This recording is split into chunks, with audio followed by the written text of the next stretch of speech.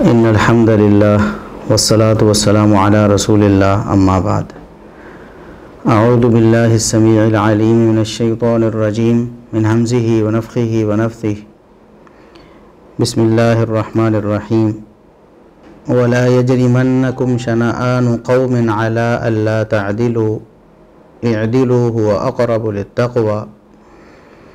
محترم ناظرین اور معزز سامعین، اسلام میڈیا کے پلیٹ فارم سے بندہ ناچیز حافظ ابو یحییٰ ایک دفعہ پھر آپ کی خدمت میں حاضر ہے۔ آج جو ٹاپک میں آپ سے ڈسکس کرنا چاہتا ہوں وہ ہے فہم سلف بمقابلہ بابوں کی تقلید۔ اصل میں کئی سالوں سے ہم میڈیا پہ، یوٹیوب پہ، فیس بک پہ، سوشل میڈیا کے مختلف پلیٹ فارمز پہ بہت سے سوالات انجینئر مرزا محمد علی صاحب کے سامنے پیش کر رہے ہیں۔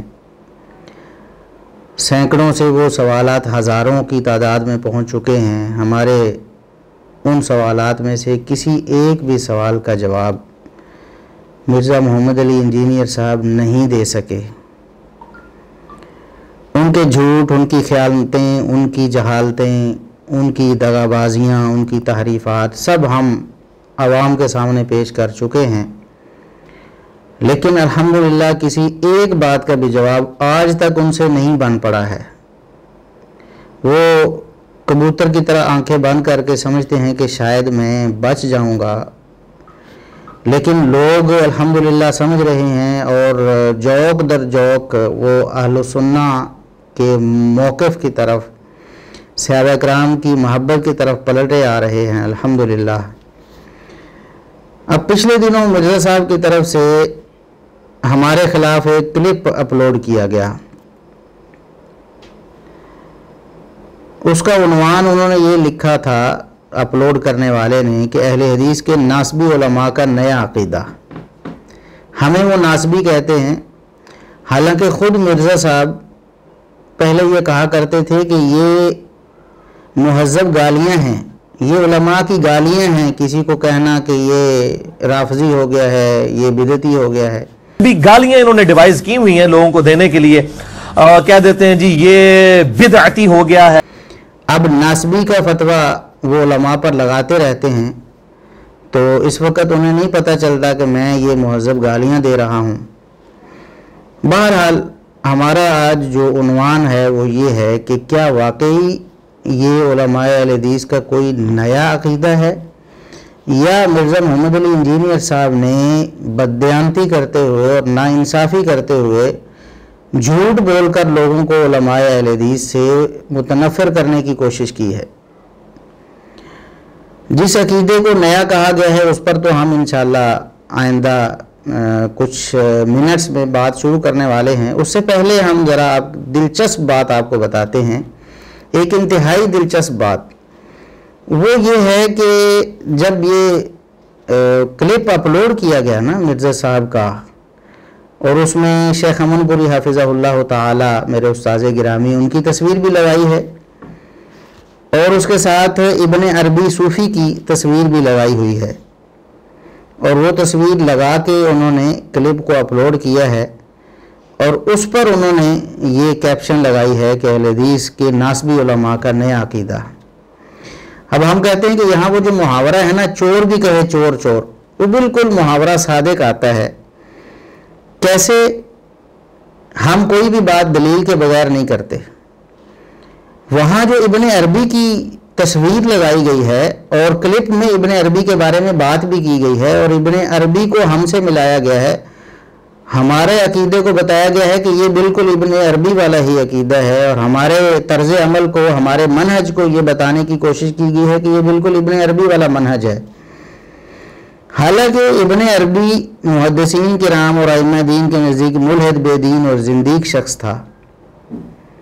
اگرچہ آج کے دور میں کچھ لوگ ابن عربی کی طرفداری میں بھی گئے ہیں اور کچھ تعویلات سے کام بھی لیا ہے، بر صغیر میں کچھ علماء ایسے تھے، وہ شاید ابن عربی کے عقیدے کو صحیح طور پر سمجھ نہیں سکے۔ اگر اس کے عقیدے کو بالاستیاب پڑھا جائے تو پھر ان علماء کا جو اس دور میں تھے اور بعد کے بڑے کبار علماء جو ہیں ان کا جو فتویٰ تھا اس پر کہ یہ زندیق ملحد اور بے دین ہے، وہ بالکل ٹھیک ہے۔ تو ابن عربی کے حوالے سے ہمارا موقف الحمدللہ بالکل واضح ہے۔ ہم ابن عربی کے بارے میں بات بھی کر چکے ہیں، لکھ بھی چکے ہیں، ہمارا وہ کلپ بھی موجود ہے ابن عربی کے بارے میں، علماء اور محدثین اور مختلف دور کے جو مجتہدین تھے ان کی آراء کے ہیں۔ لیکن یہاں پر تصویر جو لگائی گئی ہے، ہم مرزا صاحب سے کہتے ہیں مرزا صاحب ابن عربی صاحب تو آپ کے بابا جی ہیں، ہمارا تو ان سے کوئی لینا دینا نہیں ہے۔ ہم تو ابن عربی کی اس جتنی بھی تعلیمات ہیں ہم ان کو تو بالکل وقت ہی نہیں دیتے۔ ہم تو ابن عربی کو نیک شخص بھی نہیں مانتے، اس کو اپنا بزرگ یا اپنا امام ماننا تو دور کی بات ہے نا۔ ہاں البتہ یہ ابن عربی صاحب آپ کے بابا جی ضرور ہیں۔ دلیل کیا ہے؟ ہم بغیر دلیل کے کوئی بات نہیں کرتے۔ ابھی پچھلے دنوں ایک ویڈیو جو ہے وہ وائرل ہوئی سوشل میڈیا پہ، قادیانیوں نے بھی اس کو خوب لوگوں کے سامنے پیش کیا۔ وہ ویڈیو تھی اسحاق جہلوی صاحب کی۔ مرزا صاحب جو آپ کے بابا جی ہیں اسحاق جہلوی صاحب، جنہیں آپ نے شیخ الاسلام کہا ہوا ہے، میں آپ کو یاد کرواتا جاتا ہوں کہ یہ وہ اسحاق جہلوی صاحب ہیں مرزا صاحب جنہیں آپ نے شیخ الاسلام کہا ہے۔ تو عروج کس کو ملا ہوا ہے؟ مولانا اسحاق کو۔ تو شیخ الاسلام تو وہ ہوئے پھر۔ آپ کے شیخ الاسلام صاحب ابن عربی کو کیا سمجھتے ہیں وہ ابھی میں آپ کے سامنے رکھوں گا۔ آپ کے شیخ الاسلام اس کو سب سے بڑا عالم سمجھتے ہیں۔ وہ کہتے ہیں نبوت کے حوالے سے جو ابن عربی نے سمجھا ہے کوئی اور سمجھ نہیں سکا ہے، اور ہم نے الحمدللہ اس پر پھر رد بھی کیا۔ ختم نبوت کے ڈاکو اس حوالے سے ہماری ویڈیو الحمدللہ وہ وائرل ہوئی، لوگوں نے دیکھی اور انہوں نے بیزاری کا اظہار کیا اسحاق جہلوی صاحب ابن عربی کے اس غلط عقیدے سے کہ نعوذ باللہ نبوت جاری ہے ان کے بقول، اور نبوت قیامت تک جاری ہے، قیامت تک نبی آ سکتے ہیں نعوذ باللہ۔ اور یہاں اس ویڈیو میں مرزا صاحب کہہ رہے ہیں کہ ابرار بھائی نے مجھے ویڈیو دکھائی۔ پھر دنوں ایک اہل حدیث مولوی کا کلپ مجھے ابرار بھائی دکھا رہے تھے، ابرار بھائی نے ویڈیو دکھائی، ہماری ویڈیو جس پر مرزا صاحب نے تبصرہ کیا، جس پر ہم بات کرنے والے ہیں۔ تو ابھی انہی ابرار صاحب کا فون مجھے 2 دن پہلے آیا اور مجھے کہتے ہیں جی فلاں بات کا آپ نے جواب نہیں دیا، فلاں اشرف آصف جلالی صاحب کی ایک ویڈیو تھی اس کا آپ نے جواب نہیں دیا۔ میں نے کہا کہ ہم نے تو ابھی اشرف آصف جلالی صاحب کے خلاف کوئی ویڈیو بنائی ہی نہیں ابھی تک، ہم نے تو کام ہی شروع نہیں کیا۔ جب کام سٹارٹ کریں گے تو پھر ان کی جو بھی باتیں ہوں گی جو سامنے آئیں گی ان پر ہم رد کیا کریں گے۔ لیکن آپ یہ تو بتائیں کہ مرزا صاحب نے کیوں زبان بند کی ہوئی ہے اپنے بابا جی اور اپنے شیخ الاسلام اسحاق جہلوی کے بارے میں؟ انہوں نے ختم نبوت پہ ڈاکہ مار دیا سیدھا سیدھا اور کہا کہ نبوت جاری ہے، قیامت تک جاری رہے گی، اور انبیاء آ رہے ہیں آج بھی، قیامت تک آتے رہیں گے۔ تو آپ اس پر کیوں نہیں زبان کھولتے؟ تو یہ قرض ہے مرزا صاحب آپ پر، اور یہ ابرار صاحب انہوں نے بھی اقرار کیا اس بات کا کہ اسحاق جہلوی نے یہ بالکل یہ جو عقیدہ پیش کیا ہے یہ غلط ہے، اور ہم تو کہتے ہیں یہ کفری عقیدہ، ہر مسلمان یہ بات مانتا ہے۔ ختم نبوت پر ڈاکہ تو قطعاً ایسا شخص مسلمان ہی نہیں ہو سکتا جو ختم نبوت کے حوالے سے ایسا گندا عقیدہ رکھتا ہے۔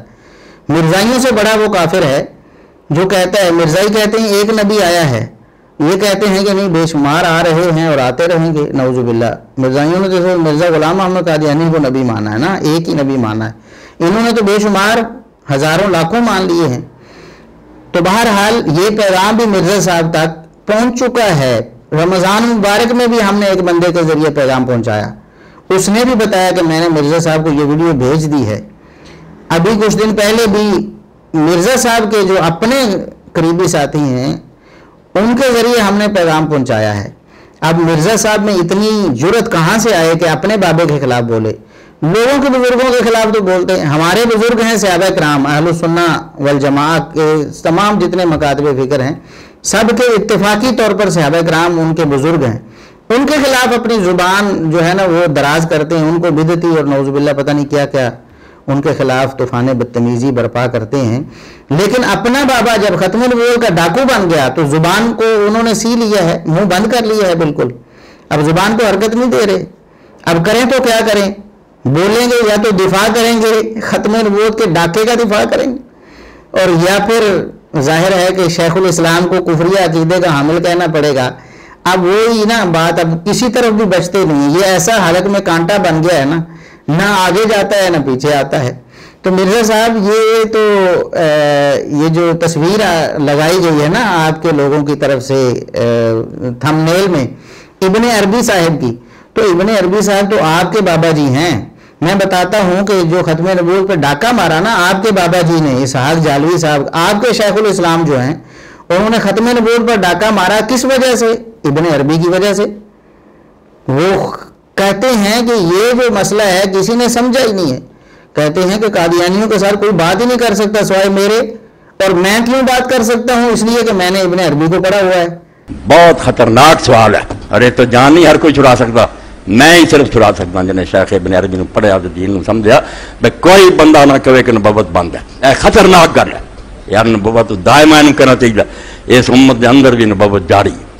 और इब्ने अरबी ने क्या बताया है? इब्ने अरबी ने बताया है कि नबूवत खत्म नहीं हुई, नबूवत तो क़यामत तक जारी है, यानी नबी तो अब भी आ रहे हैं नऊज़ुबिल्लाह। तो मिर्ज़ा साहब ये कितनी दिलचस्प बात है कि खुद आप अपना ही पेट नंगा करने के लिए हम पर तानो तशनी कर रहे हैं ना। वो इब्ने अरबी की तस्वीर आप अपने वहां फ्रेम करा के लगाएं कि आपके शेखुल इस्लाम ने उसको बारे में कहा है कि वो तो सबसे बड़ा आलिम है। आपको मुबारक हो इब्ने अरबी साहब, और आपको मुबारक हो खत्म नबूवत के डाकू आपके शेखुल इस्लाम इसहाक जालवी साहब, आपको मुबारक हो। हम तो इनसे बेजारी का इजहार करते हैं, हमारा इनसे कोई लेना देना नहीं।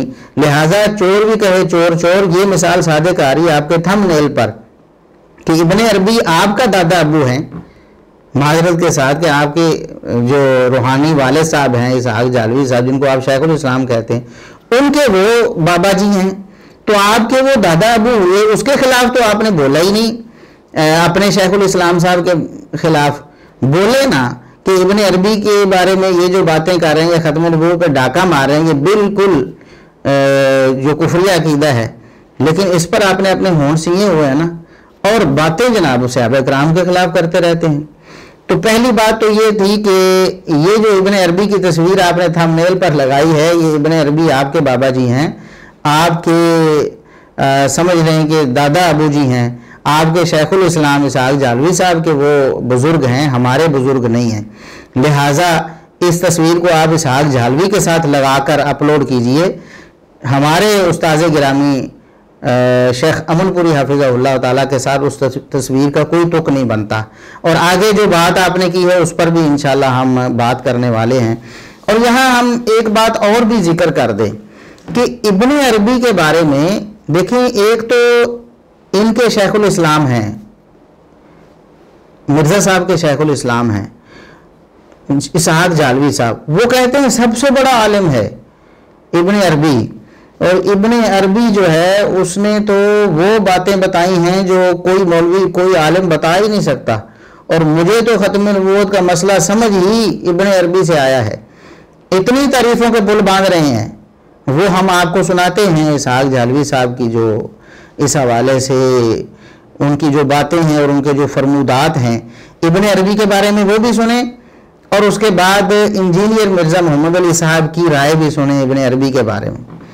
ये दोनों बाप बेटा ही एक किसी मामले पे इत्तेफाक नहीं कर रहे, और ये वो मामला फुरूई मसला नहीं है, ये तो अकीदे का मसला है। इब्ने अरबी के बारे में जो भी बात है, एक वो ख़त्म नबूवत का डाकू है, वो कुरान करीम से जाहिल है या नहीं है, वो ख़त्म नबूवत का पासबान है या नहीं है, ये तो उसूली मसाइल हैं। इनमें आपके शेखुल इस्लाम साहब एक तरफ खड़े हैं और दूसरी तरफ आप खड़े हैं। कम से कम यहाँ तो इत्तेफाक कर लो अपने शेखुल इस्लाम से। वो कहते हैं कि इब्ने अरबी जैसा तो आलिम ही कोई नहीं, और इंजीनियर साहब आप कहते हैं कि इब्ने अरबी को तौहीद समझ ही नहीं आई, इब्ने अरबी तो तौहीद का डाकू है। ये मिर्ज़ा साहब के नज़दीक इब्ने अरबी तौहीद का भी डाकू है। मिर्ज़ा साहब कहते हैं ये है वो तौहीद जो कुरान बताता है, लेकिन इन्होंने बीच में अपनी बातें भी करनी होती हैं जो इब्ने अरबी भी करके गया है। यकीन करें, आप फतूहात मक्किया पढ़ें, जिस बंदे को उर्दू पढ़नी आती है उसका इंटेलेक्चुअल लेवल है, उसने कुरान एक दफ़ा तर्जुमे से पढ़ा है, वो 2 सफ़े पढ़ेगा तो उसकी हंसी छूट जाएगी कि यार किसको इन्होंने ये बनाया हुआ है जिस बेचारे को कुरान का भी नहीं पता। اے وہ توحید ہے، لیکن وہ بیچ میں انہوں نے اور باتیں کرنی ہوتی ہیں، وہ جو یعنی وہ ابن عربی بھی کر کے گیا ہے. اور وہ یقین کریں آپ فتوحات مکیہ پڑھیں، جس بندے کو اردو پڑھنی آتی ہے اور اس کا انٹلیکچوئل لیول ہے اور اس نے قرآن ایک دفعہ ترجمے سے پڑھا ہوا ہے، وہ 2 صفحے پڑھے گا تو اس کی ہنسی چھوٹ جائے گی کہ یار اس کو انہوں نے یہ بنایا ہوا ہے جس بیچارے کو قرآن کا بھی نہیں پتا تھا. یہ آپ کسے کہہ رہے ہیں؟ یہ اپنے بابا جی شیخ الاسلام، آپ کے شیخ الاسلام اسحاق جھالوی صاحب کو یہ کہہ رہے ہیں آپ؟ اسحاق جھالوی صاحب نے اس کو اتنا بڑا بزرگ بنایا ہوا ہے، اور یہ باتیں ساری اسحاق جھالوی پر آپ کی ثبت ہو رہی ہیں کہ جس بندے کا انٹلیکچوئل لیول تھوڑا سا بھی ہے نا، وہ کہے گا کہ اس کو قرآن کا بھی نہیں پتا. اس کا مطلب ہے کہ آپ کا بابا جو ہے اسحاق جھالوی صاحب وہ جاہل تھا، اس کا اتنا بھی انٹلیکچوئل لیول نہیں تھا، یا اس نے قرآن ہی نہیں پڑھا تھا کہ اس کو پتا چلتا کہ ابن عربی کو قرآن کا ہی نہیں پتا. تو مرزا صاحب آپ پھنس گئے ہیں، کسی طرف بھی آپ کی جان تو نہیں چھوٹے گی.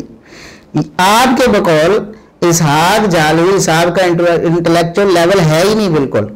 وہ تو بیچارے سمجھ بوجھ سے ہی آ رہی تھے، ان کو اتنا بھی نہیں پتا چل سکا کہ یہ قرآن سے بھی جاہل ہے جس کو میں اتنا بڑا عالم گردان رہا ہوں، اور جس سے میں ختم نبوت کا اتنا بڑا مسئلہ سمجھ رہا ہوں، ختم نبوت پر ڈاکہ مار رہا ہوں. کاش مرزا صاحب آپ اس جاہل بابے کو شیخ الاسلام کہنے سے توبہ کرتے جس نے ابن عربی سے یہ ختم نبوت کا ڈاکہ سیکھ لیا ہے اور لوگوں میں پھیلانا شروع کر دیا ہے. تو آپ کے شیخ الاسلام صاحب تو مرزا صاحب یہ کہتے ہیں کہ ابن عربی کے علاوہ کسی نے نبوت کو سمجھا ہی نہیں ہے، اور ابن عربی کو پڑھے بغیر کوئی قادیانیوں سے بات ہی نہیں کر سکتا ہے. تو اور اب آپ جو ہیں مرزا صاحب، اور آپ یہ کہہ رہے ہیں کہ نہیں ابن عربی کو تو قرآن کا ہی نہیں پتا. ہم تو کہتے ہیں کہ ابن عربی کو تو مسلمان ہی نہیں سمجھا محدثین نے اور علماء دین نے. قرآن پڑھنا پڑھانا تو دور کی بات تھی، لیکن آپ اس مسئلے میں اپنے شیخ الاسلام کی خبر لیں ذرا. اپنے شیخ الاسلام جو آپ کے نزدیک بالکل جاہل اور بدھو بن گئے ہیں، کیونکہ ان کا کوئی انٹلیکچوئل لیول ہی نہیں ہے کہ انہیں پتہ چلتا کہ ابن عربی تو اتنا جاہل ہے کہ ابن عربی کو قرآن کا ہی نہیں پتا. اب اس میں فیصلہ کرنا ہے عوام نے کہ اصل میں انٹلیکچوئل لیول کس کا ہے اور کس کا نہیں ہے. ہمارے نزدیک تو دونوں کا ہی نہیں ہے. وہ بھی صحابہ کا دشمن، ختم نبوت کا ڈاکو اسحاق جھالوی صاحب، اور مرزا صاحب بھی ایسے ہی ہیں. صحابہ کی دشمنی تو ان میں کوٹ کوٹ کے بھری ہوئی ہے، اور ختم نبوت پہ ان کی اتنی غیرت نہیں ہے کہ اپنے اس بابے کو جواب ہی دے سکیں اور اس بابے سے اظہار برات ہی کر سکیں کہ اس کا یہ کفری عقیدہ ہم چھوڑ رہے ہیں، ہم نہیں اس کو مانتے. تو دونوں ہی اسی ایک کھاتے میں ہیں. لیکن عوام جو مرزا صاحب کو مانتی ہے یا جھالوی صاحب کو مانتی ہے، وہ فیصلہ کرے گی کہ ابن عربی کے بارے میں مرزا صاحب جھوٹ بول رہے ہیں یا اسحاق جھالوی صاحب جھوٹ بول رہے ہیں. دوسروں پر تو بڑا بڑا اعتراض کرتے ہیں، چھوٹی چھوٹی بات کو اٹھا کر علماء پر زبان درازی کرتے ہیں، لیکن اتنا بڑا ایشو ہے ختم نبوت کا، اور اتنا بڑا ایشو ہے قرآن کریم کو سمجھنے یا نہ سمجھنے کا اور توحید پر ڈاکے کا، اور ادھر آپ اسحاق جھالوی صاحب کو ڈیفینڈ کرتے ہیں اور ادھر ابن عربی کو بھی آپ کہہ رہے ہیں کہ اس کو قرآن نہیں آتا. تو آپ کے بابا جی کو آتا تھا کہ انہوں نے ابن عربی کو اتنا بڑا امام بنا لیا تھا؟ اس بات کا جواب آپ کے ذمہ ہے. آپ نے پہلے ہزاروں سوالات کے کوئی جوابات نہیں دیے، اس کا جواب آپ نے کہاں دینا ہے؟ اب ہم اس بات کی طرف آتے ہیں جس پر مرزا صاحب آپ نے اعتراض کیا ہے کہ سلف صالحین کے فہم کو آپ نے کہا کہ یہ تو بابوں کی تقلید ہے، یعنی اپنے بابے کی بات ماننا ہے. حالانکہ ہم یہاں یہ بات واضح کرتے ہیں کہ وہ جو ویڈیو جس کو بنیاد بنایا گیا، اسی مرزا صاحب کی ویڈیو میں شیخ صاحب کے وہ الفاظ بھی بتائے گئے ہیں، اور اس پروگرام میں وہ میرے ہی ساتھ بیٹھے ہوئے تھے، میں ہی میزبان تھا اور ان سے سوال کر رہا تھا. اس میں بھی انہوں نے سلف صالحین کی بات کی ہے، نہ کہ کسی ایک معین شخص کی تقلید کی بات کی ہے. تقلید شخصی پہ تو ہمارا موقف بالکل واضح ہے، الحمدللہ ہمارے لیکچرز بھی موجود ہیں، ہماری تحریریں بھی موجود ہیں. تقلید شخصی کو ہم جائز نہیں سمجھتے. البتہ سلف صالحین کا جو اتفاقی اور اجماعی فہم ہوتا ہے قرآن اور حدیث کے حوالے سے، اس کو ہم حجت اور دلیل سمجھتے ہیں، کیونکہ اجماع ہمارے نزدیک دلیل شرعی ہے. جب سلف صالحین کا لفظ بولا جائے گا کہ سلف صالحین کا عقیدہ یہ تھا، سلف صالحین کا منہج یہ تھا، تو اس سے مراد یہ ہوتا ہے کہ سلف صالحین کا اتفاقی عقیدہ اور اتفاقی منہج یہ تھا. مثال کے طور پر ختم نبوت کے حوالے سے ہم کہتے ہیں سلف صالحین کا عقیدہ یہ تھا کہ نبی کریم صلی اللہ علیہ وسلم کے بعد کوئی نبی نہیں آ سکتا. قرآن میں بھی ہے، حدیث میں بھی ہے. تو سلف صالحین نے قرآن و حدیث کو اسی طرح سمجھا، نہ کہ اس طرح جس طرح قادیانی سمجھتے ہیں. مرزا غلام محمد قادیانی نے جس طرح نصوص کی تحریف کرنے کی کوشش کی، قرآن کو تو ماننے کا وہ بھی دعوے دار تھا، لیکن خاتم النبیین کا معنی اس نے کیا کیا. اسی طرح دیگر جو قرآن کریم کی آیات ہیں، اور اسی طرح لا نبی بعدی، اور اس طرح دیگر نصوص ہیں جو احادیث میں نبوت کے ختم ہونے کی اور نبوت کے بند ہونے کی، اس میں انہوں نے اپنا فہم ڈالا، سلف صالحین کے فہم کا انکار کیا، تو گمراہ ہو گیا. اور اس نے اپنے جو ماننے والے تھے انہوں نے گمراہ کر دیا اور نبوت کا دعویٰ کر دیا، اور اتنا بڑا اسلام میں ایک رخنہ ڈالا اور اتنی بڑی سازش کا اس نے ارتکاب کیا. یہ سب کیوں ہوا کہ سلف صالحین کا عقیدہ اس نے چھوڑ دیا. اگر وہ دیکھتا کہ صحابہ تابعین، تبع تابعین اور ائمہ دین کیا سمجھتے رہے ان آیات اور احادیث کو، اگر وہ اس کا پابند رہتا تو کبھی نہ دعویٰ نبوت کر سکتا، نہ اس کے بارے میں سوچ سکتا. تو سلف صالحین سے مراد کیا ہوتا ہے؟ سلف صالحین کے فہم سے مراد ہوتا ہے سلف صالحین کا اتفاقی فہم. جیسا کہ بہت سارے جو عقائد ہیں، عقائد اسلامیہ میں ہم سلف صالحین کے اتفاقی اور اجماعی عقائد انہیں کی پیروی کرتے ہیں، اور اہل السنہ والجماعہ انہیں کہا جاتا ہے جو صحابہ تابعین، تبع تابعین اور ائمہ دین کے اتفاقی عقائد پر کاربند ہوں اور اس کے مطابق اپنا عقیدہ بناتے ہوں. لہٰذا یہ جو مرزا صاحب نے اعتراض کیا ہے نا، سلف صالحین کا لفظ ہٹا کر انہوں نے بابوں کا لفظ ڈال دیا. تب بھی میں یہ دیکھوں گا کہ میرے بابے کیا کہہ کے گئے ہیں. یعنی جھوٹ بولنے سے مرزا صاحب باز نہیں رہ سکتے، اور جھوٹ بولنے کے بغیر وہ اعتراض ہی نہیں کر سکتے ہم پر. پہلے انہوں نے ایک دفعہ اعتراض کیا تھا، اس وقت بھی انہوں نے جھوٹ بولا تھا. سند کا لفظ انہوں نے ہماری عبارت سے کاٹ کر اس میں صحت کا لفظ ڈال دیا. تو اس میں وہ کتنی ہوشیاری اس نے کی ہے. اس کلپ میں آپ لوگوں نے غور کیا کہ اس نے کس طریقے سے زہر انجیکٹ کیا ہے. وہ کرتے کرتے نا کہتا ہے کہ یہ جو حدیث ہے نا کہ علی سے محبت نہیں رکھے گا مگر مومن، علی سے بغض نہیں رکھے گا مگر منافق. تو ابھی میں اس حدیث کی صحت میں نہیں پڑھوں گا، اور یہ بات کہہ کے آگے چلا گیا. کیا مطلب؟ اپنی پبلک کو یہ میسج دے دیا کہ یہ جعلی روایت ہے. کیونکہ جب آپ میں اس کی صحت میں نہیں پڑھتا، مراد یہ کہ میں اسے صحیح نہیں مانتا. صحیح مانوں تک لا یحبنی الا مؤمن ولا یبغضنی الا منافق. یہ ایک روایت، اس کی سند پر یہاں بحث نہیں ہے. اس وقت بھی جھوٹ بولا اور ہم نے اس جھوٹ کو بھی بے نقاب کیا الحمدللہ، کیونکہ صحت کا لفظ نہ ڈالتے اور تحریف نہ کرتے تو ہم پر کوئی اعتراض ہی نہیں آتا تھا.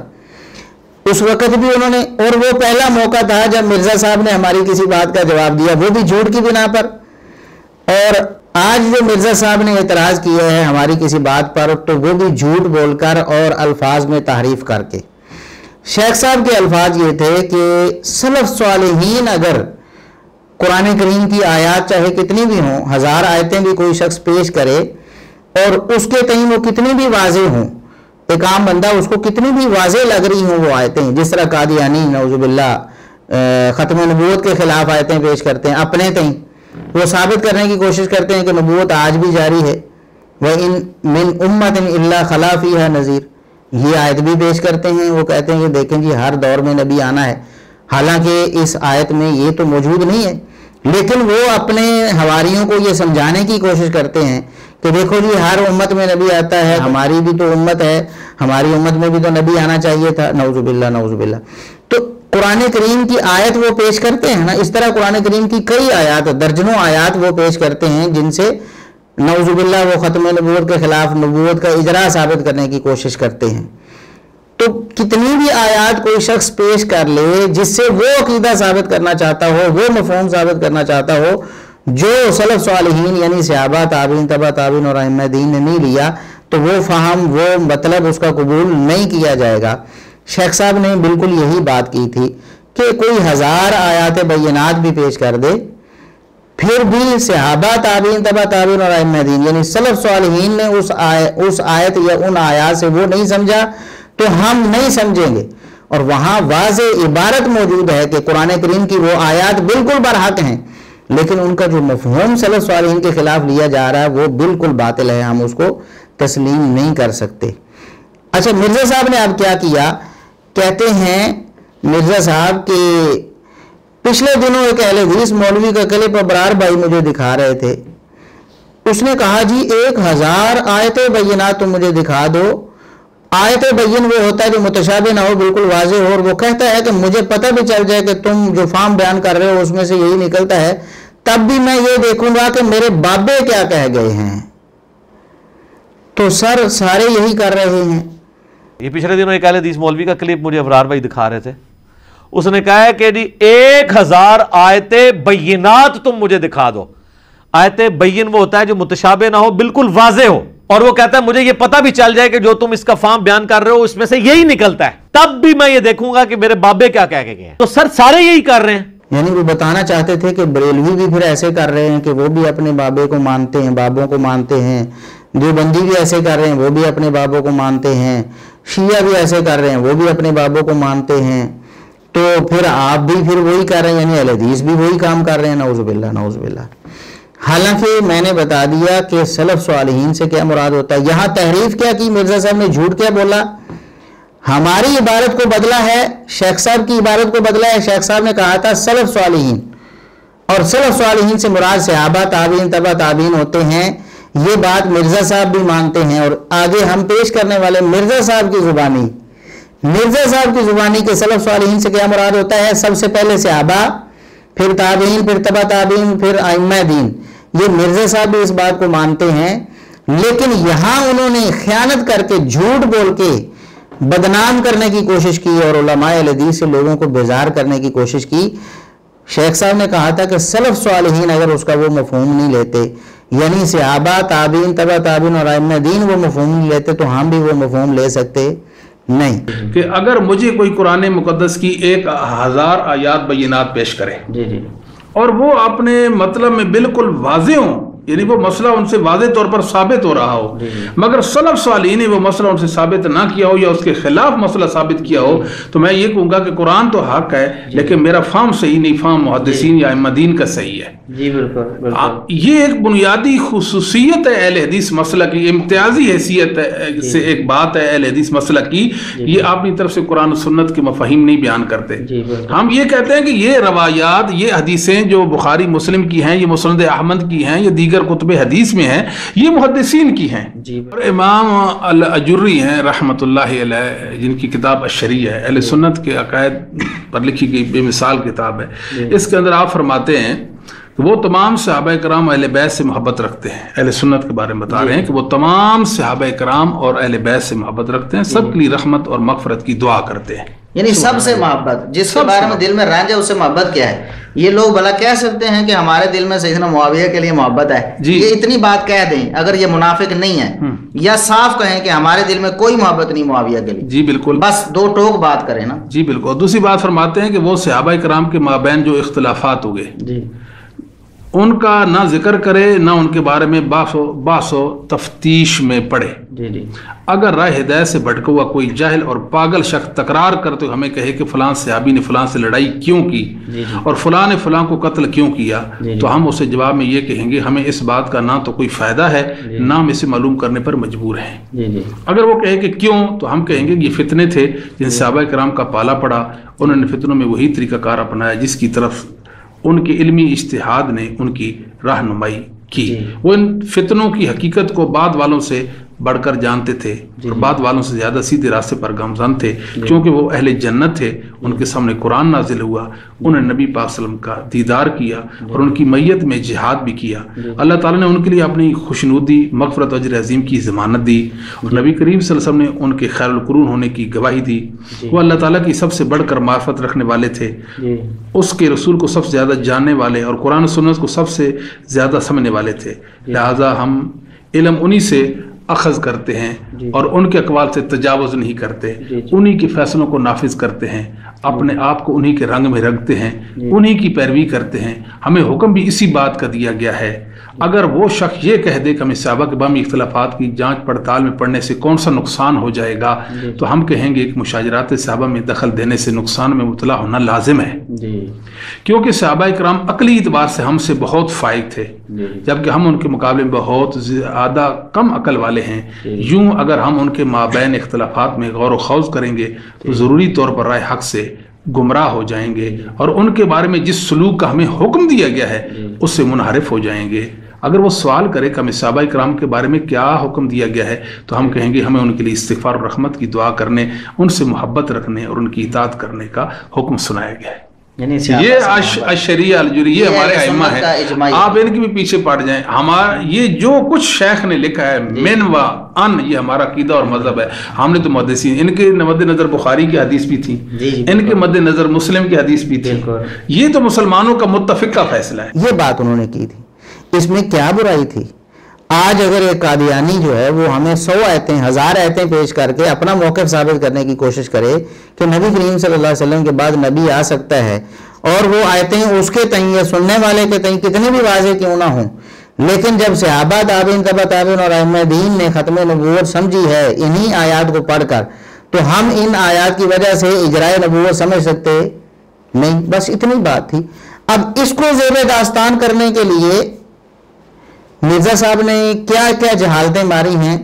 ایک تو جھوٹ ہم نے بتا دیا کہ الفاظ بدل دیے، سلف صالحین کی جگہ بابے لگا کر اپنا مقصد پیش کرنے کی کوشش کی کہ بابوں کی تقلید، جس طرح وہ کہتے ہیں نا نام بابی نام بابی، تو بابی ہونے کا مطلب بابوں کی تقلید کرنا، تو بابے اسی سینس میں بولتے ہیں کہ ان کے بزرگ بابے ہیں اور ان کی وہ بات مانتے ہیں، حالانکہ ہمارے بزرگ بابے صحابہ تابعین تبع تابعین اور ائمہ دین، ہم تو ان کی بات مانتے ہیں۔ مرزا صاحب اگر آپ ان سے بھی آپ بیزاری کا اعلان کرتے ہیں تو کھل کر کریں، کہیں کہ میں کسی بزرگ کو نہیں مانتا، خود کہتے ہیں کہ صحابہ تابعین تبع تابعین کو میں مانتا ہوں اور وہ میرے بزرگ ہیں، تو پھر یہ تانا دینے کی کیا توق ہے؟ آگے ہم وہ بھی بات کرتے ہیں مرزا صاحب نے کتنی کلا بازیاں ماری ہیں اس حوالے سے۔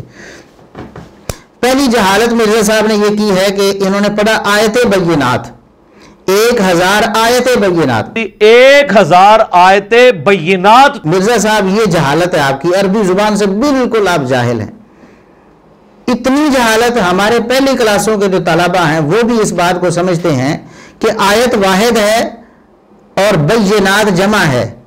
جب آیت کا لفظ بولا جائے گا تو بینہ کا لفظ بولا، آیت بینہ، اور اگر آیات کا لفظ بولا جائے گا تو آیات بینات بولا جائے گا، تو 1000 کے ساتھ آیات آئے گا نا۔ اردو میں ہم کہہ رہے ہیں کہ 1000 آیات، تو آیات بینات، اور شیخ صاحب نے بھی یہی لفظ بولا تھا لیکن مرزا صاحب کو سن کے بھی عقل نہیں آئی اور انہوں نے پھر غلط پڑھ دیا اس کو آیت بینات۔ تو یہ پہلی جہالت ہے مرزا صاحب آپ کی۔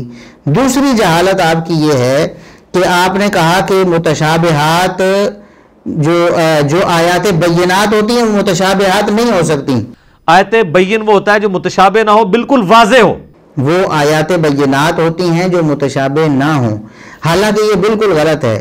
قرآن کریم کی تمام آیات بینات ہیں اور انہی میں سے متشابہات بھی ہیں، یعنی ایک آیت بینہ بھی ہو سکتی ہے اور متشابہ بھی ہو سکتی ہے، جبکہ مرزا صاحب نے اپنی جہالت کی وجہ سے یہ سمجھ لیا کہ جو آیت بینہ ہوگی وہ متشابہ نہیں ہوگی۔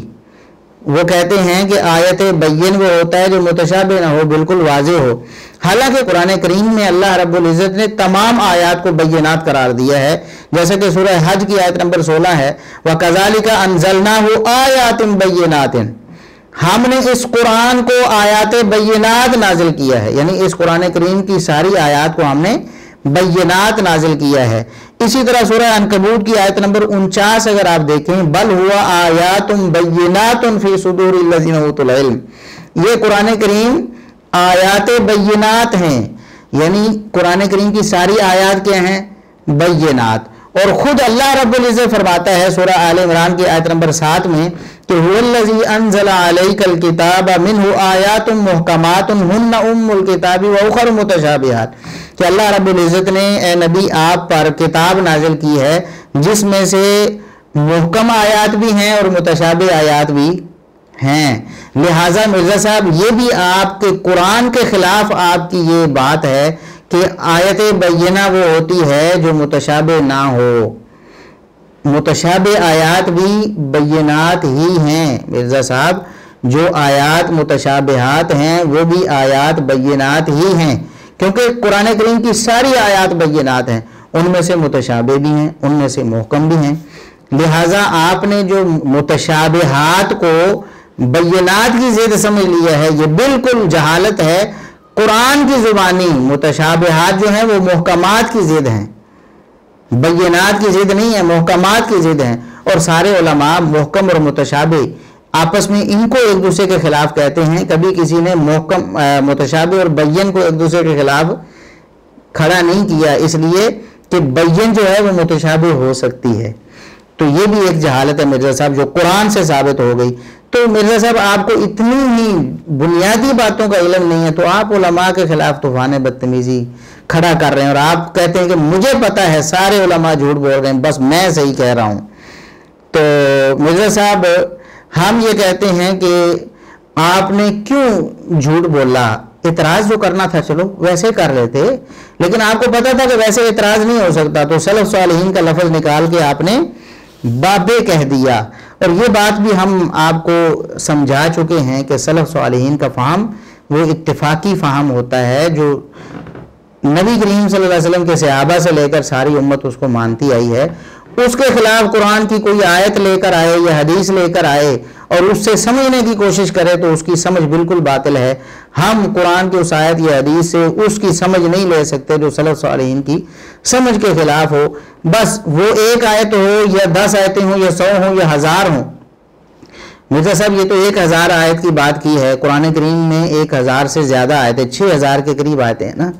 تو سارا کا سارا قرآن بھی کوئی لے آئے نا اور کہے کہ اس سے میرا موقف ثابت ہوتا ہے جو کہ صحابہ تابعین تبع تابعین اور ائمہ دین کے اجماعی اور اتفاقی موقف کے خلاف ہے، تو ہم اس کے موقف کو ردی کی ٹوکری میں پھینکیں گے. قرآن کریم برحق ہے لیکن اس کا جو موقف اس نے ثابت کرنے کی کوشش کی ہے مردود اور باطل ہے. یہ ہمارا موقف ہے الحمدللہ الحمدللہ. اس سے اگر آپ کہیں کہ اس سے بابوں کی تقلید ثابت ہوتی ہے اور تقلید شخصی جس طرح لوگ کرتے ہیں نعوذ باللہ یہ وہ ہے، حالانکہ یہ تو اجماع کی پیروی ہے مرزا صاحب. یہ تو وَيَتَّبِعْ غَيْرَ سَبِيلِ الْمُؤْمِنِينَ، مومنوں کے راستے کو چھوڑ کر کسی اور راستے کی پیروی سے قرآن نے منع کیا ہے. یہ تو مومنوں کے راستے کی پیروی ہے. مومنوں صحابہ سب سے پہلے مومن، تابعین تبع تابعین. یہ تو آپ بھی کہتے ہیں ان تینوں زمانوں کی گارنٹی تو نبی کریم صلی اللہ علیہ وسلم نے دی ہے نا. تو جب نبی کریم صلی اللہ علیہ وسلم نے ان تینوں زمانوں کی، ان تینوں طبقوں کی گارنٹی دی ہے تو پھر ہم کیوں نہ کہیں کہ جو انہوں نے سمجھ لیا قرآن میں سے وہی حق ہے، اور جو انہوں نے نہیں سمجھا اس کے خلاف کو سمجھنے کی کوشش کرے گا تو وہ باطل اور مردود ہے. چاہے ایک آیت پیش کرے، چاہے سارا قرآن پیش کرے، چاہے ایک حدیث پیش کرے، سارا ذخیرہ حدیث پیش کرے اور اس سے سلف صالحین کے خلاف موقف ثابت کرنے کی کوشش کرے، ردی کی ٹوکری میں پھینکا جائے گا. اب اگر اس سے بھی کوئی اختلاف کرتا ہے تو اس کا مطلب یہ ہے کہ وہ ضدی ہے، ہٹ درم ہے اور جاہل ہے. وہ جو اس کو ایشو بنا رہا ہے یہ کوئی ایشو ہے؟ سلف صالحین کا فہم اس کو ماننا یہ کوئی ایشو ہے؟ کوئی بھی اس سے مسلمان جو ہے وہ اختلاف نہیں کر سکتا. ہاں اس طرح کا آوارہ مزاج منکر حدیث جو ہوگا رامدی صاحب جیسا یا پھر کوئی اور ہوگا یا مرزا صاحب جیسا وہ اس سے انکار کر سکتا ہے. اب ہم آپ کو بتاتے ہیں کہ ہمارا جو موقف ہے سلف صالحین کے فہم والا یہ مرزا صاحب کے نزدیک بھی صحیح ہے، لیکن مرزا صاحب جان بوجھ کر جسے کہتے ہیں نا کہ محض اعتراض کرنے کے لیے انصاف کا دامن بھی چھوڑ رہے ہیں. مرزا صاحب کے نزدیک شیخ زبیر علی زئی رحمۃ اللہ علیہ حق گو عالم دین تھے، اور یہ ان کی زندگی میں نہیں، ان کی زندگی کے بعد، ان کے فوت ہونے کے بعد مرزا صاحب نے اس چیز کا اقرار کیا ہے اور باقاعدہ ایک لیکچر ریکارڈ کروایا ہے، گھنٹوں پر مشتمل لیکچر جو مرزا صاحب نے ریکارڈ کروایا ہے کہ شیخ زبیر علی زئی رحمۃ اللہ علیہ حق گو عالم دین. شیخ زبیر علی زئی رحمہ اللہ ایک حق گو عالم دین. شیخ زبیر علی زئی رحمہ اللہ ایک حق گو عالم دین. شیخ زبیر علی زئی رحمہ اللہ المتوفہ 1435 ہجری بمطابق 10 نومبر 2013 ایک حق گو عالم دین. تو شیخ زبیر علی زئی رحمۃ اللہ علیہ کیا کہتے رہے ہیں؟ اگر وہ بھی ہماری بات کریں، جو ہمارا موقف ہے وہی وہ موقف پیش کریں تو اس کا مطلب یہ ہے کہ حق گوئی ہم بھی کر رہے ہیں اور جو حق ہے وہ ہم کہہ رہے ہیں اور جو مرزا صاحب کہہ رہے ہیں وہ باطل ہے. اب ہم آپ کو پیش کرتے ہیں شیخ زبیر علی زئی رحمۃ اللہ علیہ کی کچھ عبارات جن میں انہوں نے وہی بات کی جو ہم الحمدللہ کر رہے ہیں، جو اہل حدیث کرتے ہیں. انہوں نے فرمایا کتاب و سنت کا وہی مفہوم معتبر ہے جو راسخ فی العلم علماء یعنی سکہ و صدوق سلف صالحین سے ثابت ہے. وہ کہتے ہیں جو سلف صالحین نے قرآن و سنت کا مفہوم لیا ہے، جو سمجھا ہے وہی معتبر ہے، اس کے علاوہ کوئی بھی مفہوم معتبر نہیں ہے. شیخ صاحب نے بھی یہی کہا تھا، ہم نے بھی یہی کہا تھا کہ سلف صالحین اگر ان ہزاروں آیات سے وہ نہیں سمجھے جو آج ان کے خلاف کوئی شخص سمجھ رہا ہے تو وہ مردود ہے، اس کا فہم مردود، ہم اس کو نہیں مانیں گے۔ اس کو مرزا صاحب نے بابے کہہ کر اڑا دیا جی، یہ کہتے ہیں ہمارے بابوں نے نہیں، ہمارے بابوں نے یہ نہیں سمجھا لہٰذا ہم نہیں سمجھیں گے۔ مرزا صاحب اپنے جو آپ کے نزدیک حق گو عالم دین تھے، ہمارے نزدیک بھی الحمدللہ حق گو تھے، تو آپ ان پر فتویٰ لگائیں اور اپنے آپ کو جھوٹا ثابت کریں۔ ان کی وفات کے بعد بھی آپ نے کہا کہ وہ حق گو عالم دین تھے، تو یہ ان کی حق گوئی آپ کے نزدیک بابوں کی تقلید بن گئی ہے، تو ان کے خلاف ریکارڈ کروائیں نا، بولیں کہ میں نے جھوٹ بولا تھا، وہ حق گو کوئی نہیں ہے، وہ تو بابوں کی تقلید کی دعوت دیتے ہیں نعوذ باللہ۔ تو کتاب و سنت کا وہی مفہوم معتبر ہے جو راسخ فی العلم علماء یعنی سکہ اور صدوق سلف صالحین سے ثابت ہے۔ اسی طرح ازبر المصابیح میں وہ لکھتے ہیں قرآن مجید کا ترجمہ و تفسیر لکھنا جائز ہے بشرطے کہ کتاب و سنت، اجماع اور سلف صالحین کے فہم کو مد نظر رکھا جائے، سلف صالحین کے فہم۔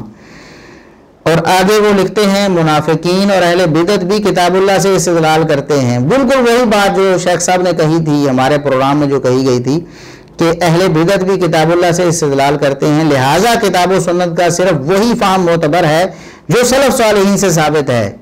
تو مرزا صاحب لگائیں نا ذرا فتویٰ، کہیں کہ شیخ زبیر الزئی بھی بابوں کی تقلید کی دعوت دیتے تھے، وہ کہتے تھے کہ کتاب و سنت کا صرف وہی فہم معتبر ہے جو ہمارے بابوں سے ثابت ہے، کہہ دینا۔ حق گوئی تو یہی ہوتی ہے، اگر آپ حق گو ہیں اور حق پرست ہیں تو جس بات کا اعتراض ہم پر کر رہے ہیں وہی اعتراض شیخ زبیر الزئی رحمۃ اللہ علیہ پر بھی کر دیں اور اپنے آپ کو جھٹلا دیں کہ میں نے انہیں حق گو کہنے کا جھوٹ بولا تھا۔ وہ فرماتے ہیں کہ علماء حق کو اخلاص نیت کے ساتھ ہر وقت کتاب و سنت اور اجماع کے راستے پر سلف صالحین کے فہم کی روشنی میں گامزن رہنا چاہیے۔ اسی طرح وہ فرماتے ہیں کہ سلف صالحین کے متفقہ فہم کے خلاف ہر قسم کی تشریح، تعویل اور استدلال مردود ہے۔ سلف صالحین کے متفقہ فہم کے خلاف ہر قسم کی تشریح، تعویل اور استدلال مردود ہے، اور وہ کہتے ہیں کہ امت اجابت میں گمراہی کی اصل وجوہات 4 ہیں۔ پہلی وجہ یہ ہے قرآن و حدیث اور اجماع کا انکار، اور دوسری وجہ کیا ہے؟ سلف صالحین کے متفقہ فہم سے فرار۔ کہتے ہیں سلف صالحین کے متفقہ فہم سے فرار کیا ہے؟ یہ گمراہی کی اصل وجہ ہے۔ مرزا صاحب اب لگائیں نا فتویٰ، حق گو عالم دین آپ کہتے ہیں انہیں، اور وہی حق گوئی ہم کر رہے ہیں، وہی بات وہ کریں تو حق گو عالم دین ہوں، وہی بات ہم کریں تو ہم بابوں کی تقلید کی دعوت دیں آپ کے بقول۔ یہ آپ کی حق پرستی تو نہ ہوئی نا، یہ تو انا پرستی ہوئی، اس کا مطلب آپ جھوٹ بول رہے ہیں۔ اس کے بعد وہ لکھتے ہیں شیخ صاحب فرماتے ہیں اس کے علاوہ تقلید شخصی کے اور بھی بہت سے نقصانات ہیں، مثلا فرقہ پرستی، بدعت پرستی، غلو، شدید تعصب اور تحقیق سے محرومی وغیرہ۔ ان تمام امراض کا صرف ایک ہی علاج ہے۔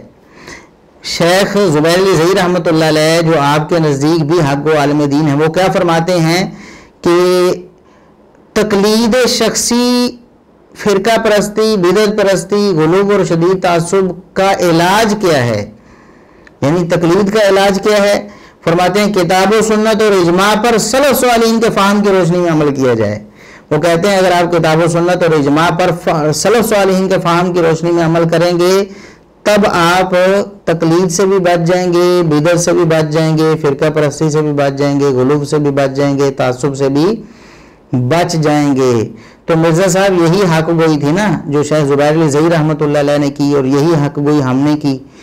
تو ان کو حق گو عالم دین کا ٹائٹل آپ نے دیا، آپ کا ٹائٹل کوئی فائدہ، کوئی وقت نہیں رکھتا، آپ نہ بھی دیتے تو وہ حق گو عالم دین ہی تھے الحمدللہ۔ لیکن آپ کو سمجھانے کے لیے کہہ رہے ہیں کہ آپ نے حق گو انہیں کہا اسی وجہ سے، اور اسی وجہ سے ہمیں تقلید کا تانا دے دیا۔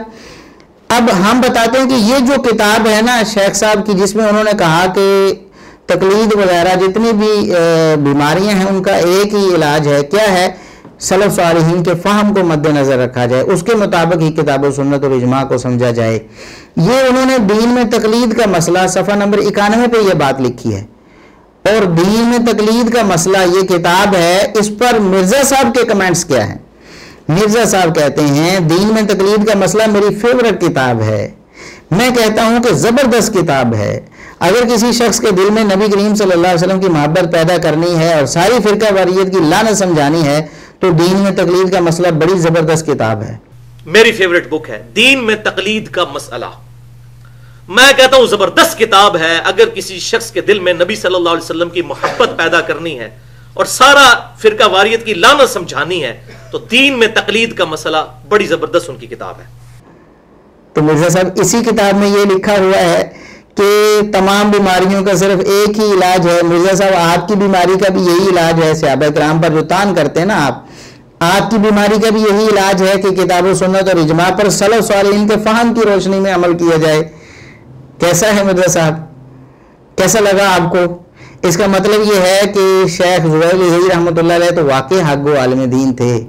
آپ نے بھی مانا اور اس کتاب میں سلف صالحین کے فہم کو لازمی قرار دیا, اور آپ نے بھی مانا کہ یہ کتاب بڑی اچھی ہے, بڑی عمدہ ہے, یہ تو نبی کریم صلی اللہ علیہ وسلم کی محبت پیدا کرتی ہے.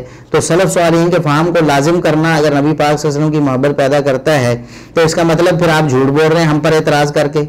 ہم نے بھی سلف صالحین کے فہم کی پیروی کو لازم قرار دیا, ہم پر آپ نے کہہ دیا کہ یہ تقلید کی دعوت دیتے ہیں, یہ دیکھو جی کیسی باتیں کر رہے ہیں, یہ تو جہالت کی باتیں نعوذ باللہ کر رہے ہیں.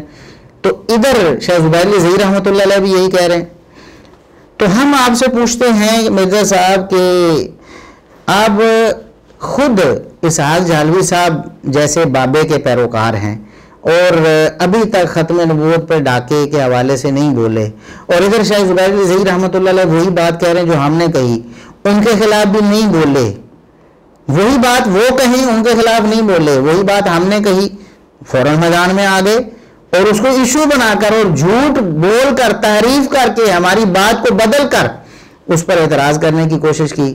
تو مرزا صاحب آپ کو کتنے نفلوں کا ثواب ملا یہ تو تمام سامعین اور ناظرین فیصلہ کر لیں گے انشاءاللہ کہ آپ کتنے بڑے خائن ہیں اور کتنی بڑی جہالت سے آپ کام لیتے ہیں, اور آپ کی حق پرستی اور آپ کی حق پرستی کیا ہے وہ تو آپ کی اصل میں انا پرستی ہے. حق پرستی تو آپ کرتے تو آج تک کتنے آپ کے سینکڑوں جھوٹ اور آپ کی خیانتیں اور آپ کی جہالتیں آپ کے سامنے رکھی گئی, لیکن آپ نے ایک سے بھی رجوع نہیں کیا اور جواب بھی نہیں دیا. کم از کم جواب دیتے کہ یہ میرا جھوٹ نہیں ہے یا میری خیانت نہیں ہے, یا پھر اس کو مان لیتے جب دلائل جو آپ کے سامنے آئے. اور ہم نے الحمدللہ دلائل کے ساتھ ہی بات کی ہے جب بھی کی ہے, کبھی ہم نے گالی گلوچ سے کام نہیں لیا, کبھی ہم نے فتویٰ بازی نہیں کی.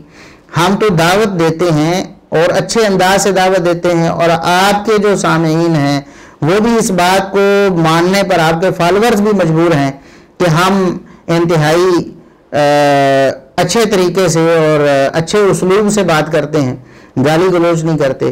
تو مرزا صاحب دلائل کو بھی اگر آپ نہیں مانیں گے تو پھر انا پرستی ہے نا, پھر حق پرستی تو نہ ہوئی. پھر اپنے آپ کو انا پرست آپ کہیں, حق پرست نہ کہیں.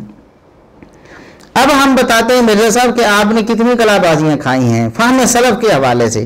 فہم سلف جو ہم نے لفظ بولا تھا نا سلف صالحین کا فہم, اور ادھر آپ نے کہا تھا بابے لفظ لگا دیا اپنی طرف سے, تو سلف صالحین کا جو فہم ہے فہم سلف اس کا کیا سٹیٹس ہے آپ کے نزدیک, اس میں کتنی کلا بازیاں آپ نے کھائی ہیں آج تک؟ ہم بتاتے ہیں کہ صحابہ کرام کے حوالے سے مرزا صاحب نے کہا کہ صحابہ کا فہم جو ہے وہ نبی کریم صلی اللہ علیہ وسلم کی احادیث کا دی بیسٹ فہم ہے. اکثر شیخ صاحب ایک جملہ بولتے تھے کہ 14ویں صدی کے علماء کا فہم نہیں ماننا, صحابہ تابعین اور تبع تابعین کا فہم ماننا ہے. الحمدللہ. تو صحابہ کا فہم جو ہے وہ نبی صلی اللہ علیہ وسلم کی احادیث کا دی بیسٹ فہم ہے. تو اکثر شیخ صاحب ایک جملہ بولتے تھے کہ 14ویں صدی کے علماء کا فہم نہیں ماننا, صحابہ تابعین اور تبع تابعین کا فہم ماننا ہے. الحمدللہ. یعنی شیخ زبیر الحجی رحمۃ اللہ علیہ کی بات مرزا صاحب کوٹ کر رہے تھے اور اس بات کو الحمدللہ کہہ کے اس کی تائید بھی کر رہے ہیں اور اس کو بڑی فیوریٹ بات قرار دے رہے ہیں. کیا کہ 14ویں صدی کے علماء کا فہم نہیں ماننا, صحابہ تابعین اور تبع تابعین کا فہم ماننا ہے. تو مرزا صاحب لگائے نا فتویٰ اپنے آپ پر بھی آپ کہ آپ بھی جھوٹے ہیں, آپ بھی بابی ہیں. وہی بات جو شیخ صاحب نے کی تھی صحابہ تابعین اور تبع تابعین کا فہم ماننا ہے, اس کو آپ نے بطور تعریف کے پیش کیا, اس کو آپ نے اپریشیٹ کیا تھا اور کہا الحمدللہ. کتنی اچھی بات شیخ صاحب نے کی. مرزا صاحب یہ بات آپ کو سمجھ نہیں آئی؟ اگر یہ بات آپ کو بھی سمجھ آئی تھی اور اس پر آپ نے الحمدللہ بھی کہا تھا, الحمدللہ, تو اب یہ یعنی جسے انا پرستی کہہ سکتے ہیں نا، پھر اب یہ انا پرستی کو یہی بات ہم کہہ رہے ہیں تو اس پر آپ تان و تشنیع کر رہے ہیں اور اس پر آپ اعتراض کر رہے ہیں. تو صحابہ تابعین اور تبع تابعین کا فہم ماننا ہے مرزا صاحب. 14ویں صدی کے علماء کا بھی نہیں ماننا تو آپ تو علماء کی صف کے بندے بھی نہیں، تو آپ جیسے جاہل بندے کا فہم کیسے کوئی مان لے؟ آپ نے اپنے فہم سے کتنی ایسی آیتیں جن کو تروڑ مروڑ کے ان میں تحریف کر کے پیش کر دیا. وَكُلًّا وَعَدَ اللَّهُ الْحُسْنَى، اس آیت کو آپ نے تحریف کر کے کہ الٹیمیٹری جنت کا وعدہ کیا. وَكُلًّا وَعَدَ اللَّهُ الْحُسْنَى، لیکن نبی کی صحبت کی برکت سے الٹیمیٹلی اللہ تعالیٰ نے سب کے ساتھ اچھا وعدہ کیا ہوا ہے. الٹیمیٹلی والی تعریف کر کے آپ نے لوگوں کے سامنے پیش کی. آپ کی بات مانی جائے گی، صحابہ تابعین اور تبع تابعین کی بات مانی جائے گی. اسی طرح اور بھی بہت سارے مبالغے کے والے سے آگے بات آ رہی ہے، انشاءاللہ ہم بات کریں گے انشاءاللہ. پھر آپ کہتے ہیں پہلے 300 سال کے مسلمانوں کی گارنٹی نبی صلی اللہ علیہ وسلم نے دی ہے. ہمارے اصل اسلاف، ہمارے اصل بزرگان دین پہلے 300 سال کے مسلمان ہیں. تو پہلے 300 سال کی گارنٹی نبی صلی اللہ علیہ وسلم نے خود دی ہے. ہمارے اصل اسلاف کون ہے، ہمارے اصل بزرگان دین کون ہے؟ پہلے 300 سال. جی مرزا صاحب، آپ کے بابے اور بزرگ آپ کے بقول، یہ بھی صرف زبانی بات ہے، یہ بھی جھوٹ ہے. آپ نے اگر ان کو بزرگ مانا ہوتا، یعنی صحابہ تابعین اور تبع تابعین اور ائمہ دین 300 سال تک امام بخاری مسلم وغیرہ بھی سارے آ جاتے ہیں. یعنی سیاستہ کے سارے مصنفین جو ہیں، اسی طرح مسند احمد، امام موطا، امام مالک، یہ سارے جو کتابیں ان ساروں کے مصنفین جو ہیں وہ سارے کے سارے 300 سال کے اندر ہی آتے ہیں. یہ مرزا صاحب نے خود ڈیٹیل سے ساری باتیں بیان کی ہوئی ہیں. تو کہتے ہیں پہلے 300 سال کے مسلمانوں کی گارنٹی نبی صلی اللہ علیہ وسلم نے دی ہے، یہی ہمارے اسلاف ہیں، ہمارے اصل بزرگان دین یہی ہیں. مرزا صاحب جب ہم یہی کہیں کہ ان اصل بزرگان دین جو ہیں، ان اصل اسلاف کی بات آپ نے ماننی ہے، قرآن و سنت کا جو مفہوم انہوں نے بیان کیا ہے وہی ماننا ہے، پھر ہم بابوں کی تقلید کی دعوت کیسے دیتے ہیں مرزا صاحب؟ خود آپ یہ بات کہہ رہے ہیں مرزا صاحب، اور پھر یہیں پہ بس نہیں ہے. آگے کہتے ہیں ہم پرانوں کو مانتے ہیں، درمیانوں کو نہیں مانتے. اور آگے کہتے ہیں نہ میں بابی نہ میں بابی، نہ نئے بابے نہ درمیانے، پہلے 300 سال کے بابوں کو ماننے والا ہوں. ان کی گارنٹی نبی علیہ السلام نے دی ہے. امام ترمذی نے اسپیشل باب باندھا ہے کہ پہلے 300 سال کے لوگوں کی گارنٹی نبی علیہ السلام نے دی ہے. ان لوگوں کی بات کریں تو ہم پرانوں کو مانتے ہیں، درمیانوں کو نہیں مانتے. نہ میں وابی تو نہ میں بابی، نہ میں بابوں کا ماننے والا اور نہ میں یہ جو آپ نے ایک سو کالڈ اپنے زوم میں گالی بنائی ہے، ہم مسلمان ہیں. اسی طریقے سے نہ میں نویں دا مننے والا نہ میں درمیانے دا مننے والا، میں صرف پرانے دا مننے والا. اور پرانے تو اڈے والے نہیں، پرانے وہ جو واقعی پرانے جن کو نبی علیہ السلام نے کہا ہے پہلے 300 سال، صحابہ تابعین تبع تابعین. اور اس حدیث پہ یہ بخاری مسلم میں، ترمذی میں امام ترمذی نے باقاعدہ باب باندھا ہے کہ پہلے 300 سال کے مسلمانوں کی گارنٹی نبی علیہ السلام نے دی ہے. ٹھیک ہے نا، اس حوالے سے انہوں نے ایک باب بھی باندھا. تو انہی کی بات ہم نے کی تھی، صحابہ تابعین تبع تابعین اور ائمہ دین. انہی کو ہم نے کہا کہ ان کا فہم معتبر ہے اور ان کے خلاف ہم نے کسی کی بات نہیں ماننی ہے، تو اس کو آپ نے بابوں کی طرف دعوت قرار دے دیا. یہاں آپ کہہ رہے تھے کہ قرآن و سنت کا اصل مفہوم ہی یہی ہے، اصل بزرگ ہے، اصل اسلاف ہی یہی ہیں جن کی بات ماننی ہے، جن کا عقیدہ ہم نے تسلیم کرنا ہے. مرزا صاحب یہ منافقت کیوں ہے؟ آپ بولیں تو حق ہو جائے، ہم بولیں تو بابوں کی طرف دعوت ہو جائے. اپنے آپ کو بھی کہیں کہ میں بابی ہوں اور کہیں میں جھوٹ بولا کرتا تھا 300 سال کے بابوں کی طرف دعوت دے کے. اور پھر مرزا صاحب آپ نے کہا اسی لیے میں کہتا ہوں کہ صحابہ کے فہم کے بغیر کتاب و سنت کو لے کر نہیں چلنا، غیر مقلد نہیں بننا، مقلد تو بننا ہی نہیں، غیر مقلد بھی نہیں بننا، متبع سنت بننا ہے. متبع سنت یہ ہے کہ کتاب و سنت کو سلف کے فہم کے مطابق، صحابہ کے فہم کے مطابق سمجھنا. تو اس لیے میں کہتا ہوں کہ یعنی صحابہ کے فہم کے بغیر کتاب و سنت کو لے کے نہیں چلنا، یعنی غیر مقلد نہیں بننا. آپ نے مقلد تو بننا ہی نہیں نا، غیر مقلد بھی نہیں بننا، متبع سنت بننا ہے. اور متبع سنت یہ ہے کہ کتاب و سنت کو سلف کے فہم کے مطابق، صحابہ کرام کے فہم کے مطابق سمجھنا. مرزا صاحب جب آپ نے یہ بولا تھا اس وقت آپ بابی تھے، قرآن و سنت کا انکار کرنے والے تھے. پھر شرم کرنی چاہیے نا آپ کو، لوگوں پر اعتراض، جھوٹے اعتراض کرتے ہوئے. یہ کوئی اعتراض والی بات تھی جس پر آپ نے اعتراض کیا ہے؟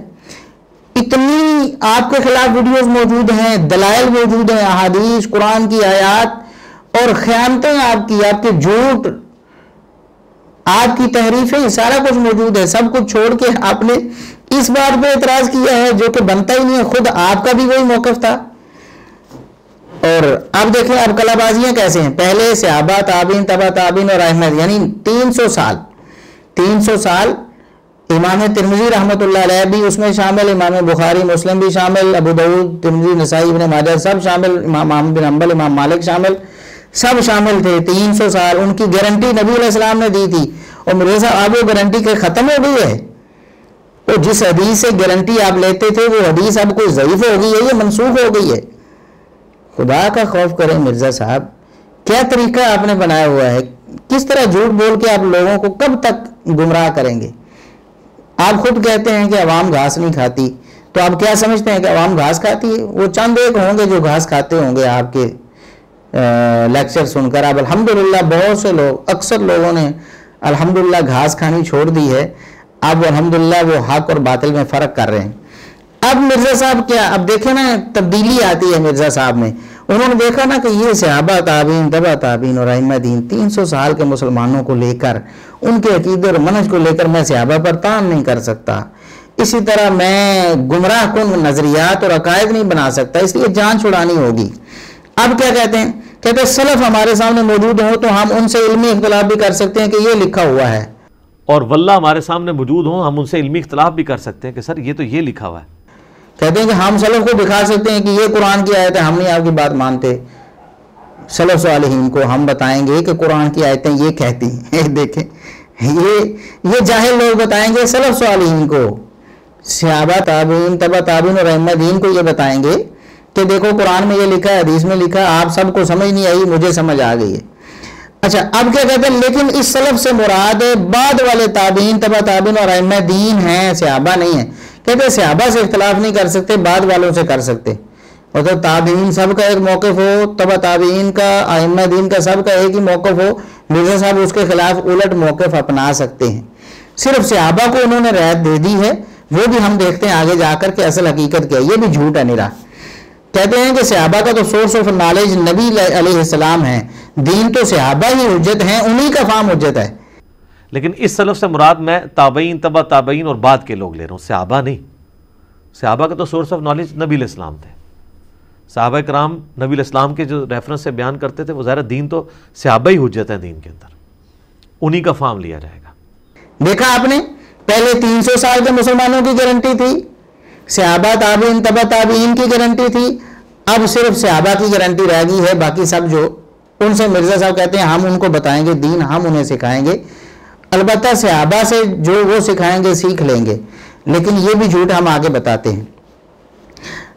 اب انہوں نے کیا کیا، اس کے تھوڑی دیر بعد بالکل معاملہ ہی صاف کر دیا. دیکھا صحابہ بھی میرے گمراہ کن عقائد کے راہ میں رکاوٹ ہیں، لہذا صحابہ کا بھی معاملہ صاف کر دو. اب کیا کہا انہوں نے؟ کہتے ہیں پھر سلف کا راگ الاپتے رہنا. جب آیا نا مسئلہ اللہ کہاں ہے، اللہ رب العزت کی ذات عرش پہ ہے، اور جو آیات جن سے یہ معلوم ہوتا ہے اللہ رب العزت ہمارے ساتھ ہے، ان سے مراد اللہ رب العزت کا علم ہمارے ساتھ ہے، اللہ کی قدرت ہمارے ساتھ ہے. تو علم و قدرت کی تعویل جو کرنی ہے سلف صالحین نے کی ہے، تو اس کے بارے میں کیا کہتے ہیں مرزا صاحب؟ اب ہم آپ کو بتا دیں کہ صحابہ کرام کا یہی موقف تھا. سیدنا عبداللہ بن عباس رضی اللہ عنہما، ان سے یہ بات صحیح سند کے ساتھ ثابت ہے کہ انہوں نے فرمایا ہوا علی العرش وعلمہ معہم، کہ اللہ رب العزت کی ذات عرش پر مستوی ہے اور اللہ رب العزت کا علم سب لوگوں کے ساتھ ہے. یعنی اللہ ہمارے ساتھ ہے علم کے اعتبار سے، اور ذات کے اعتبار سے اللہ رب العزت عرش پر مستوی ہے. یہ بات بڑی وضاحت کے ساتھ عبداللہ بن عباس رضی اللہ عنہما نے بتا دی، اور سلف صالحین بھی یہی کہتے ہیں. لیکن مرزا صاحب کو عبداللہ بن عباس رضی اللہ عنہما اور صحابہ کا فہم پسند نہیں آیا اس موقع پر، تو کہتے ہیں پھر سلف کا راگ الاپتے رہنا، اس طرح کی باتیں کریں گے تو معاملات بڑی دور تک چلے جائیں گے. سلف نے جو کچھ کیا وہ اللہ کے پاس جا چکے ہیں، وہ اپنے اعمال کا حساب خود دیں گے. دلائل کی بنیاد پر اختلاف کسی کے ساتھ بھی ہو سکتا ہے. اور پھر سلف کا جو راگ الاپتے رہنا، تو بھائی میرے یہ اس طرح کی باتیں کریں گے تو پھر معاملات بڑی دور تک جائیں گے. سلف نے جو کچھ کیا وہ اللہ کے پاس جا چکے, وہ اپنے اعمال کا حساب و کتاب خود دیں گے. دلائل کی بنیاد کے اوپر اختلاف کسی کے ساتھ بھی ہو سکتا ہے. یعنی صحابہ بھی گئے, صحابہ کو بھی یہ دلائل دکھائیں گے. عبداللہ بن عباس کو یہ بتائیں گے کہ قرآن میں تو یہ لکھا اور آپ کچھ اور بتا رہے ہیں. نعوذ باللہ, قرآن عبداللہ بن عباس نے نہیں پڑھا تھا. عبداللہ بن عباس قرآن پڑھ کے, نبی پاک صلی اللہ علیہ وسلم سے قرآن سیکھ کے, ترجمان القرآن بن کے, نبی پاک صلی اللہ علیہ وسلم کی دعائیں لے کے, قرآن فہمی کے حوالے سے وہ فرماتے ہیں کہ اللہ رب العزت جو بندوں کے ساتھ ہونے کی بات ہے تو اس سے مراد اللہ کا علم بندوں کے ساتھ ہوتا ہے, ذات نہیں. یہ کہتے کہ نہیں آپ سلف صالحین کا راگ آپ لاپتے رہو تو ہم نے تو دلیل یعنی قرآن کی جو آیت ہمیں سمجھ آئے گی نا, جو فہم ہمارا ہوگا ہمارے لیے وہی دین اور شریعت ہے, صحابہ کا فہم دین اور شریعت نہیں ہے. تو مرزا صاحب اب صحابہ بھی گئے, صحابہ بھی گئے. یہ آپ نے جھوٹ بولا تھا کہ صرف صحابہ سے ہم اختلاف نہیں کرتے باقیوں سے ہم کرتے ہیں. پہلے آپ کہتے تھے کہ 300 سال والوں سے ہم اختلاف نہیں کرتے, آپ کہتے تھے صحابہ تابعین تبع تابعین کی بات ہم مانتے ہیں, ان کے فہم کے مطابق چلتے ہیں. لیکن سب کچھ آپ نے چھوڑ دیا اور آخر میں صحابہ کرام کی بات کی اس آپ کی ویڈیو کلپ میں کہ صرف صحابہ کرام سے اختلاف نہیں کرنا باقی سب سے کرنا ہے. یہاں صحابہ کرام بھی گئے استواء علی العرش کے مسئلے میں اور معیت باری تعالیٰ کے مسئلے میں, صحابہ کرام بھی گئے. اب آپ کہتے ہیں کہ صرف صحابہ سے اختلاف نہیں کرنا, کیوں نہیں, آپ تو اختلاف کر رہے ہیں. آپ نے تو عقیدہ توحید میں بھی اختلاف کر دیا ان سے.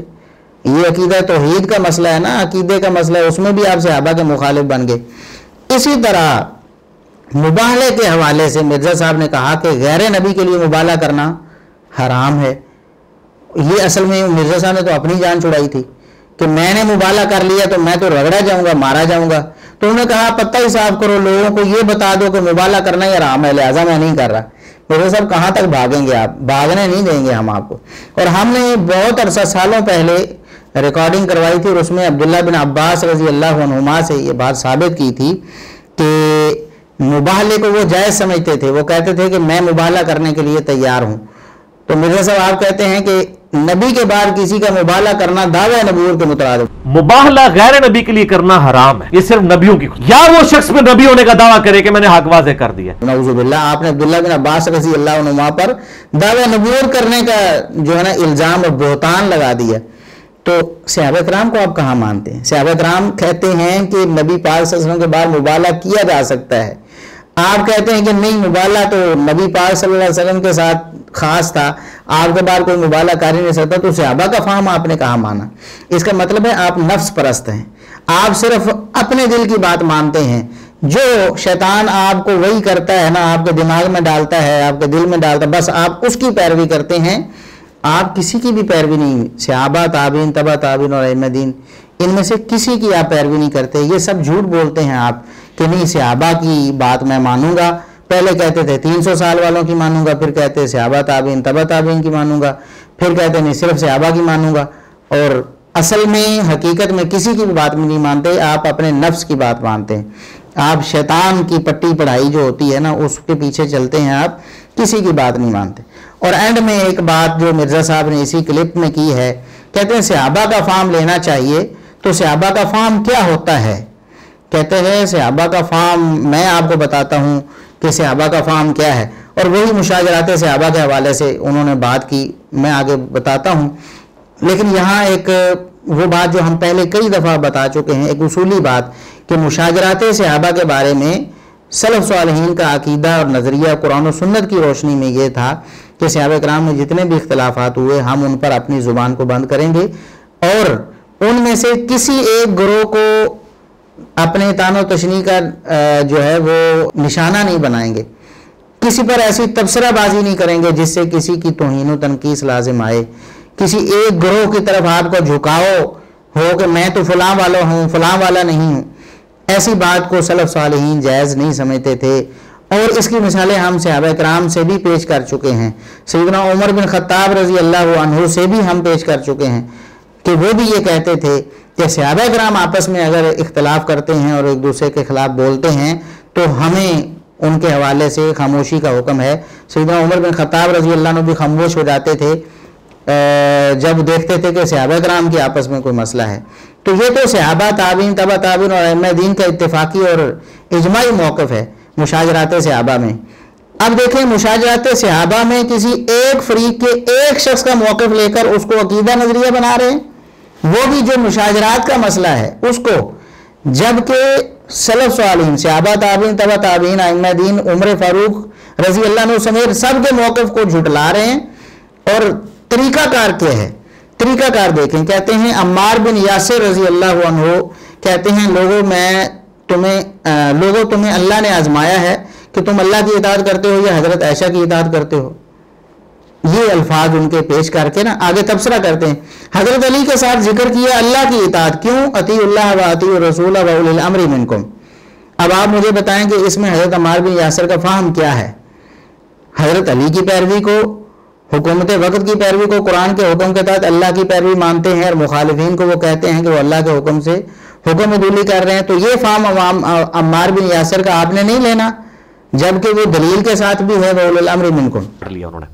اچھا جی, وہ کہتے ہیں لوگوں تمہیں اللہ نے آزمایا ہے کہ تم امیر المومنین اللہ کی اطاعت کرتے ہو یا عائشہ کی اطاعت کرتے ہو. حضرت علی کے ساتھ ذکر کیا اللہ کی اطاعت, کیوں؟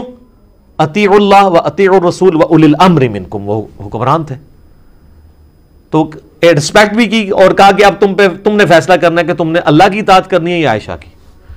اب مجھے بتائیں اس میں حضرت عمار بن یاسر کا فہم کیا ہے کہ وہ حضرت علی کی پیروی کو, حکومت وقت کی پیروی کو قرآن کے حکم کے تحت اللہ کی پیروی مانتے تھے نا, اور مخالفین کو وہ کہتے تھے کہ وہ اللہ کے حکم سے حکم عدولی کر رہے ہیں. تو یہ فہم عمار بن یاسر کا آپ نے نہیں لینا, جبکہ وہ دلیل کے ساتھ بھی ہے وَأُولِي الْأَمْرِ مِنْكُمْ. اچھا جی مرزا صاحب کے کہنے کا مطلب میں ذرا آسان الفاظ میں آپ کو سمجھاتا ہوں کہ عمار بن یاسر رضی اللہ عنہ علی رضی اللہ عنہ کو حق پہ سمجھتے تھے اور دوسرے گروہ کو حق پہ نہیں سمجھتے تھے. لہٰذا عمار بن یاسر کے فہم کو لے کر ہمیں بھی چاہیے, مرزا صاحب یہ کہتے ہیں کہ ہم علی رضی اللہ عنہ کے گروہ کو حق پہ سمجھیں اور ان کے خلاف جو لوگ ہیں ان کو نہ حق سمجھ لیں, نعوذ باللہ. حالانکہ یہ جو موقع ہے عمار بن یاسر رضی اللہ عنہ کے معاملے کا, یہ موقع ہے جنگ جمل کا, جنگ صفین کا موقع نہیں ہے. یعنی جنگ جمل جو سیدہ عائشہ رضی اللہ عنہا, سیدنا طلحہ و زبیر رضی اللہ عنہما جیسے لوگ علی رضی اللہ عنہ سے اختلاف کر رہے تھے تو اختلاف ہوا, اس موقع پہ عمار بن یاسر رضی اللہ عنہ نے کہا, سیدنا معاویہ رضی اللہ عنہ کے موقع پہ نہیں. یہ تو سیدہ عائشہ رضی اللہ عنہا اور طلحہ و زبیر جو عشرہ مبشرہ میں سے ہیں رضی اللہ عنہما, یہ ان کے بارے میں مسئلہ ہے. اس وقت عمار بن یاسر رضی اللہ عنہ نے کہا. دیکھیں عمار بن یاسر رضی اللہ عنہ اور دیگر جو علی رضی اللہ عنہ کے گروہ میں شامل لوگ تھے ان کا یہ موقف تھا کہ ہم حق پر ہیں, جبکہ سیدہ عائشہ رضی اللہ عنہا ام المومنین ہیں اور طلحہ و زبیر رضی اللہ عنہما جو عشرہ مبشرہ میں سے ان کا موقف تھا کہ ہم حق پہ ہیں اس معاملے میں, اور اس پر ان کا اختلاف ہو رہا تھا. تو دلیل پیش کر رہے ہیں, کہتے ہیں کہ عمار بن یاسر نے چونکہ کہا کہ علی رضی اللہ عنہ حق پر ہے اور باقی ناحق ہیں, اس کا مطلب ہوا کہ علی رضی اللہ عنہ حق پر ہیں اور سیدہ عائشہ ناحق ہیں نعوذ باللہ, طلحہ و زبیر رضی اللہ عنہ ناحق ہیں نعوذ باللہ, استغفر اللہ. اب دیکھیں سلف صالحین تو کہتے ہیں کہ ہم خاموش ہیں, ہم اس کے بارے میں نہیں بولتے. صحابہ کرام نے آپس میں جو بھی کیا اللہ رب العزت نے انہیں معاف کر دیا رضی اللہ عنہ و رضوا عنہ. تو ہم کوئی حق نہیں رکھتے کہ آج ہم عدالت لگا کے بیٹھیں اور ہم کہیں گے نہیں فلاں حق فلاں نہ حق, جبکہ اللہ رب العزت نے اور رسول اللہ صلی اللہ علیہ وسلم نے بعد میں آنے والے معاملات کے بارے میں بہت سی خبریں بھی دی تھیں, جیسا کہ نبی کریم صلی اللہ علیہ وسلم نے سیدنا معاویہ رضی اللہ عنہ کا جو اختلاف ہے سیدنا علی رضی اللہ عنہ سے, اس بارے میں بھی فرمایا تھا کہ اول الطائفتین بالحق, دونوں گروہ حق پر ہوں گے, ایک حق کے زیادہ قریب ہوگا, یعنی دونوں کو حق پر قرار دیا. یہ ایک سال بعد اختلاف کرنے والوں کے بارے میں, اور ایک سال پہلے جو اختلاف کرنے والے تھے سیدہ عائشہ رضی اللہ عنہا ام المومنین ہیں, طلحہ و زبیر رضی اللہ عنہما عشرہ مبشرہ میں سے ہیں, ان کا بھی بالکل یہی معاملہ ہے کہ وہ بھی حق پر ہیں, وہ نہ حق نہیں ہیں. ہاں عمار بن یاسر رضی اللہ عنہ کیا سمجھتے تھے, دوسری طرف بھی تو صحابہ تھے, بڑے بڑے کبار صحابہ, ام المومنین سیدہ عائشہ رضی اللہ عنہا کیا سمجھتی تھی. اگر سیدنا عمار بن یاسر رضی اللہ عنہ کا فہم یہاں مرزا صاحب آپ نے لینا ہے تو سیدہ عائشہ کا فہم کیوں نہیں لیا آپ نے؟ سیدہ عائشہ رضی اللہ عنہا بھی تو دلیل نہیں دیتی تھی نا, کیا وہ بغیر دلیل کے اختلاف کر رہی تھی سیدنا علی رضی اللہ عنہ سے؟ اور طلحہ و زبیر رضی اللہ عنہما کیا وہ بغیر دلیل کے نعوذ باللہ نہ حق پر ڈٹے ہوئے تھے آپ کے بقول؟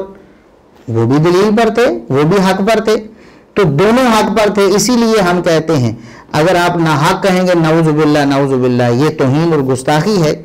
اور آپ کہتے ہیں نا کہ عمار بن یاسر کا فہم لیں، اس کا مطلب یہ ہے کہ سیدہ عائشہ رضی اللہ عنہا اور طلحہ و زبیر رضی اللہ عنہما کے خلاف اپنی زبان کو دراز کریں اور انہیں ناحق کہیں، نعوذ باللہ. تو چلیں ہم آپ کو کاؤنٹر نیریٹو ایک پیش کرتے ہیں. ایک آپ کا جو نیریٹو ہے نا اس کو کاؤنٹر کرنے کے لیے الزامی جواب جسے کہتے ہیں، الزامی جواب آپ کو دیتے ہیں. ذرا یہ پھکی بھی ہے، چورن بھی ہے، آپ کا ہاضمہ انشاءاللہ ٹھیک ہو جائے گا اس سے. وہ کیا ہے؟ یہ تو سیدنا عمار بن یاسر رضی اللہ عنہ کی بات تھی جس کو آپ نے لے لیا اور اس کو بھی آگے تھوڑا سا اور آگے بڑھا کر کہا کہ علی رضی اللہ عنہ ہی حق پر تھے. اور کیونکہ عمار بن یاسر نے دلیل دی ہے، دلیل کیا ہے؟ وَأُولِي الْأَمْرِ مِنْكُمْ، یہی دلیل ہے نا. تو مرزا صاحب یہی دلیل ایک اور صحابی نے بھی دی تھی ایک اور حکمران کے لیے. وہاں آپ نے اپنے ہونٹ سین لیے، وہاں آپ نے کبوتر کی طرح آنکھیں بند کر لیں.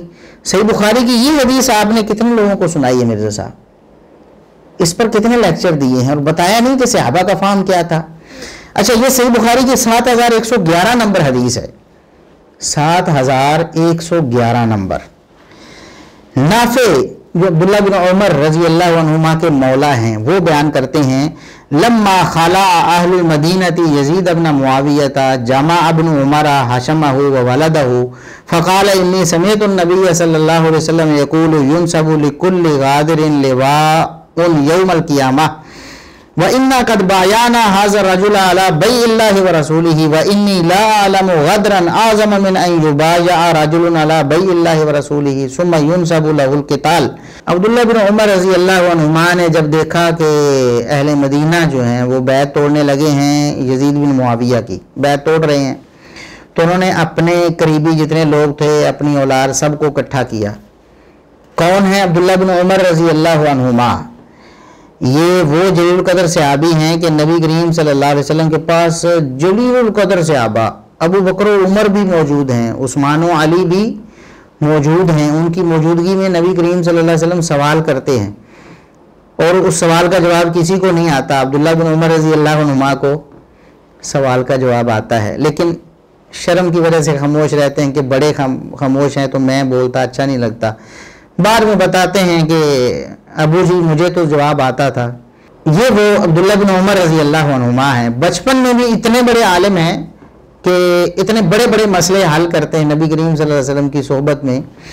یہ وہ صحابی ہیں جلیل القدر عبداللہ بن عمر رضی اللہ عنہما. وہ کیا کہتے ہیں؟ یزید بن معاویہ کی جب بیعت توڑی جا رہی تھی تو وہ کہتے ہیں لوگوں کو اکٹھا کر کے جتنے بھی قریبی تھے وہ کہتے ہیں خبردار میں نے نبی کریم صلی اللہ علیہ وسلم کو سنا ہے آپ فرما رہے تھے کہ ہر غادر جو ہے بیعت توڑنے والا قیامت کے دن اس کی پشت پر ایک جھنڈا گاڑا جائے گا کہ یہ فلاں فلاں نے غدر کیا ہے اور بدعہدی کی ہے، بے وفائی کی ہے. کہتے ہیں ہم نے اس شخص کی اللہ اور رسول کے نام پہ بیعت کی ہے، اس شخص کے ہاتھ پہ ہم نے اللہ اور رسول کی بیعت کی ہے اور اس سے بڑی کوئی بدعہدی نہیں کہ اللہ اور اس کے رسول کی بیعت ہم توڑ دیں. یعنی یزید بن معاویہ کی بیعت توڑنا عبداللہ بن عمر رضی اللہ عنہما کے فہم میں کیا تھا؟ بدعہدی، بے وفائی، قیامت کے دن رسوائی. یہ عبداللہ بن عمر رضی اللہ عنہما فرماتے ہیں. اور وجہ کیا ہے؟ دلیل وہی ہے، دلیل وہی ہے. وہ کیا کہتے ہیں؟ ہم نے اس کے ہاتھ پہ بیعت کی ہے، اس کو ہم نے اپنا خلیفہ اور اپنا حکمران بنایا ہے، لہٰذا اس سے بدعہدی کرنا جائز نہیں ہے. وہی دلیل وَأُولِي الْأَمْرِ مِنْكُمْ. مرزا صاحب آپ کہتے تھے نا کہ نہیں اب عمار بن یاسر تو دلیل دے رہے ہیں لہٰذا ان کی بات ماننی چاہیے. بھی وہ تو ہم مانتے ہیں. اب عمار بن یاسر رضی اللہ عنہ نے جو دلیل دی وَأُولِي الْأَمْرِ مِنْكُمْ اس دلیل سے ہمیں کوئی اختلاف نہیں ہے. لیکن وہی دلیل تو عبداللہ بن عمر رضی اللہ عنہما بھی دے رہے ہیں کہ بھائی تمہارا حکمران ہے، تم نے اللہ اور رسول کی بیعت کی ہے، اور ساتھ میں ایک حدیث بھی سناتے ہیں. تو عبداللہ بن عمر رضی اللہ عنہما نے دو دلیلیں دے دی. ایک دلیل کہ تمہارا حکمران ہے وہ اولی الامر منکم، اور دوسری دلیل یہ ہے کہ حکمران سے بغاوت اور اس کی بیعت توڑنا کیا ہے؟ اللہ اور اس کے رسول کی بیعت توڑنا ہے. یہ اللہ اور اس کے رسول کی مخالفت ہے. اور کہتے ہیں کہ میرے اور تمہارے درمیان جو ہے یہی فیصلہ کن بات ہوگی. اگر تم نے بیعت توڑ دی تو میرے ساتھ تمہارا کوئی واسطہ نہیں رہے گا. مرزا صاحب یہ فہم جو عبداللہ بن عمر رضی اللہ عنہما کا ہے یہ آپ نے کیوں نہیں مانا؟ اگر عمار بن یاسر رضی اللہ عنہ کا وہ فہم جو مشاجرات کے متعلق، حالانکہ اس کے بارے میں سلف صالحین کا عقیدہ قرآن و سنت کی روشنی میں اور عمر بن خطاب رضی اللہ عنہ کے فتوے کی روشنی میں بڑا بالکل واضح ہے کہ صحابہ کا آپس میں جو بھی معاملہ ہے ہم اس پر خاموشی اختیار کرتے ہیں. خاموشی یہی تھی کہ عمار بن یاسر رضی اللہ عنہ نے جو کہا ہم اس پر خاموش ہو جائیں اور اس کی بنا پر نتائج نکالنا بند کر دیں. تو اگر مرزا صاحب آپ کو یہ منظور نہیں ہے، آپ نے اسی طرح کی باتیں لے کر اس سے اپنے استدلال کرنے ہیں مشاجرات میں بھی، تو ذرا اس 7111 نمبر جو حدیث ہے صحیح بخاری کی، اس پر آپ کی زبان کیوں بند ہے؟ اس پر آپ کیوں گونگے بنے ہوئے ہیں؟ لوگوں کو بتائیں نا کہ عبداللہ بن عمر رضی اللہ عنہما کا یہ فہم ہے. ادھر تو جی فلاں کے کالے کرتوت ہیں، فلاں کے سیاہ کارنامے ہیں، فلاں کے یہ ہیں. تو عبداللہ بن عمر رضی اللہ عنہما کا فتویٰ کیوں نہیں سناتے؟ عبداللہ بن عمر رضی اللہ عنہما کا فہم کیوں نہیں سناتے لوگوں کو؟ تو یہ منافقت ہے مرزا صاحب، اصل میں یہ منافقت ہے. دیکھیں ہم نے آج تک اس حدیث کو آپ کے سامنے پیش نہیں کیا تھا، حالانکہ یہ تو اشروں سے ہم پڑھتے پڑھاتے ہیں، اس حدیث کو ہمارے سامنے موجود ہے، لیکن ہم اس کو پیش نہیں کرنا چاہتے تھے کیونکہ ہم نے کبھی بھی اس ٹاپک کو اتنا اہم نہیں سمجھا کہ یزید بن معاویہ کے ٹاپک کو ہم اس طرح ڈسکس کریں لوگوں کے سامنے، کیونکہ ہم صحابہ کرام کی ناموس کے حوالے سے سب سے پہلے کوشش کرتے ہیں، صحابہ کرام کی ناموس کے حوالے سے. تو یزید بن معاویہ کے بارے میں ہم عام طور پر بات نہیں کرتے، لیکن آج ہم نے صرف آپ کو دوسرا رخ دکھانے کی کوشش کی ہے کہ اگر عمار بن یاسر رضی اللہ عنہ کے ایک قول کی وجہ سے آپ سیدہ عائشہ رضی اللہ عنہ اور طلحہ و زبیر رضی اللہ عنہما ان کے خلاف لوگوں کو بھڑکاتے ہیں کہ وہ باطل پر تھے اور وہ غلط تھے، نعوذ باللہ نعوذ باللہ، تو پھر عبداللہ بن عمر رضی اللہ عنہما کا فہم لے لیں. اور اس کا مطلب یہ ہے کہ جو لوگ عبداللہ بن عمر رضی اللہ عنہما کے اس فتوے کے خلاف یزید بن معاویہ کے بیعت توڑ رہے تھے یا جنہوں نے توڑی، اس کا مطلب یہ ہے کہ وہ گمراہ تھے اور غلط تھے اور عبداللہ بن عمر رضی اللہ عنہما حق پر تھے. یہی ثابت ہوگا نا. اور ہمیں نہیں معلوم کہ صحابہ میں سے کوئی ایک صحابی جس نے یزید بن معاویہ کی بیعت توڑ دی ہو. اگر کسی کے پاس صحیح سند سے کوئی بات ہے تو ہمارے علم میں بھی اضافہ کرے. جبکہ ادھر عمار بن یاسر رضی اللہ عنہ کے فہم کے خلاف سیدہ عائشہ بھی ہیں ام المومنین، عمار بن دوسرے طلحہ و زبیر رضی اللہ عنہما بھی ہیں عشرہ مبشرہ میں سے، اور دیگر کئی کبار صحابہ کرام ہیں. جبکہ ادھر یزید بن معاویہ کی بیعت توڑنے والا صحابہ میں سے کوئی بھی بات دلیل بات سند ثابت نہیں ہوتا. ہمارے سامنے تو کوئی ایسی دلیل نہیں ہے. اور ادھر عبداللہ بن عمر رضی اللہ عنہما کا جو فہم ہے یعنی اتفاقی ہو گیا نا، صحابہ کرام میں کوئی بھی ان کا مخالف نہیں، وہ چھوڑ دیا آپ نے. اور ادھر عمار بن یاسر رضی اللہ عنہ کا فہم لے لیا، جبکہ ام المومنین بھی خلاف ہیں، طلحہ و زبیر بھی اور دیگر صحابہ بھی خلاف ہیں. یہ منافقت ہے مرزا صاحب. ہم اللہ سے دعا کرتے ہیں کہ اللہ رب العزت آپ کو ہدایت دے، آپ کو توفیق بخشے کہ آپ ہمیشہ حق پر کاربند رہیں. اور قرآن کریم کی یہ آیت آپ یاد رکھا کریں، وَلَا يَجْرِمَنَّكُمْ شَنَآنُ قَوْمٍ عَلَىٰ أَلَّا تَعْدِلُوا. کسی کی دشمنی آپ کو اس بات پر آمادہ نہ کرے کہ آپ عدل و انصاف کا دامن ہاتھ سے چھوڑ دیں. مرزا صاحب ہماری دشمنی میں آپ اتنے آگے چلے گئے کہ آپ نے جھوٹ بول دیا ہم پر. سلف صالحین کو آپ نے بابے بنا کر پیش کیا اور لوگوں کو یہ باور کرایا کہ یہ بابوں کی تقلید کی دعوت دے رہے ہیں. بات تقلید کی ہو رہی تھی نا، لوگ توحید کے خلاف باتیں کرتے ہیں، ابن عربی کی بات ہو رہی تھی، تو کہاں سلف صالحین کو ملا دیا جا کے صحابہ تابعین تبع تابعین اور ائمہ دین. اور خود جس پر آپ کاربند رہے اور جس کو زبانی طور پر اور جس کو آپ لوگوں تک پہنچاتے رہے کہ سلف صالحین جو ہیں صحابہ تابعین تبع تابعین اور ائمہ دین 300 سال کے مسلمانوں کی گارنٹی ہے، ان کے مطابق ہم نے دین کو سمجھنا ہے، ہم نے صحابہ تابعین تبع تابعین سے فہم لینا ہے. وہی بات اگر آج ہم کرتے ہیں تو ہمارے خلاف آپ نے طوفان بدتمیزی کھڑا کر دیا. جھوٹ بول کر لوگوں کو ہم سے متنفر کرنے لگے. جی اہل حدیث کے ناسبی علماء کا نیا عقیدہ ہے. نعوذ باللہ نعوذ باللہ. ہم لعنت بھیجتے ہیں رافضیوں پر بھی اور ناسبیوں پر بھی. رافضی وہ ہوتا ہے جو صحابہ کرام میں سے کسی کی تنقیص کرے، اور ناسبی وہ ہوتا ہے جو اہل بیت میں سے کسی کی تنقیص کرے. آپ کی صحابہ کرام، آپ کی طرف سے صحابہ کرام کی تنقیص ہم الحمدللہ آن دی ریکارڈ پیش کر چکے ہیں، با دلائل ثابت کر چکے ہیں کہ آپ صحابہ کرام کی گستاخی اور توہین کرتے ہیں. جبکہ اہل بیت میں سب سے پہلے ازواج مطہرات جن کو قرآن نے اہل بیت کہا، پھر نبی کریم صلی اللہ علیہ وسلم کے داماد سیدنا علی رضی اللہ عنہ، پھر آپ کے نواسے حسن و حسین رضی اللہ عنہما، آپ کی بیٹی، آپ کی لخت جگر سیدہ فاطمہ الزہراء رضی اللہ عنہا، ان سب میں سے الحمدللہ ہم نے کبھی کسی کی تنقیص اور توہین نہیں کیا. ہم ایسا سوچ بھی نہیں سکتے. ہم نہ صحابہ کرام کی توہین اور تنقیص کرنے والوں کو مسلمان سمجھتے ہیں، نہ اہل بیت کی توہین اور تنقیص کرنے والوں کو مسلمان سمجھتے ہیں. یہ دونوں منافق ٹولے ہیں. ہم نے الحمدللہ کبھی ایسا نہیں کیا. لیکن آپ جھوٹ بولتے ہیں، آپ بہتان باندھتے ہیں. انشاءاللہ دنیا میں لوگ بھی فیصلہ کر رہے ہیں، قیامت کے دن اللہ رب العزت آپ کے اور ہمارے درمیان فیصلہ کرے گا. لیکن ہم دعا کرتے ہیں مرزا صاحب، ہم دعا کرتے ہیں اللہ رب العزت اس وقت کے آنے سے پہلے آپ کو آپ کی زندگی میں ہی ہدایت دے دے، آپ کو توبہ کی توفیق دے دے، آپ کو آخرت کی یہ ناکامیاں اور یہ حسرتیں نہ دیکھنا پڑیں.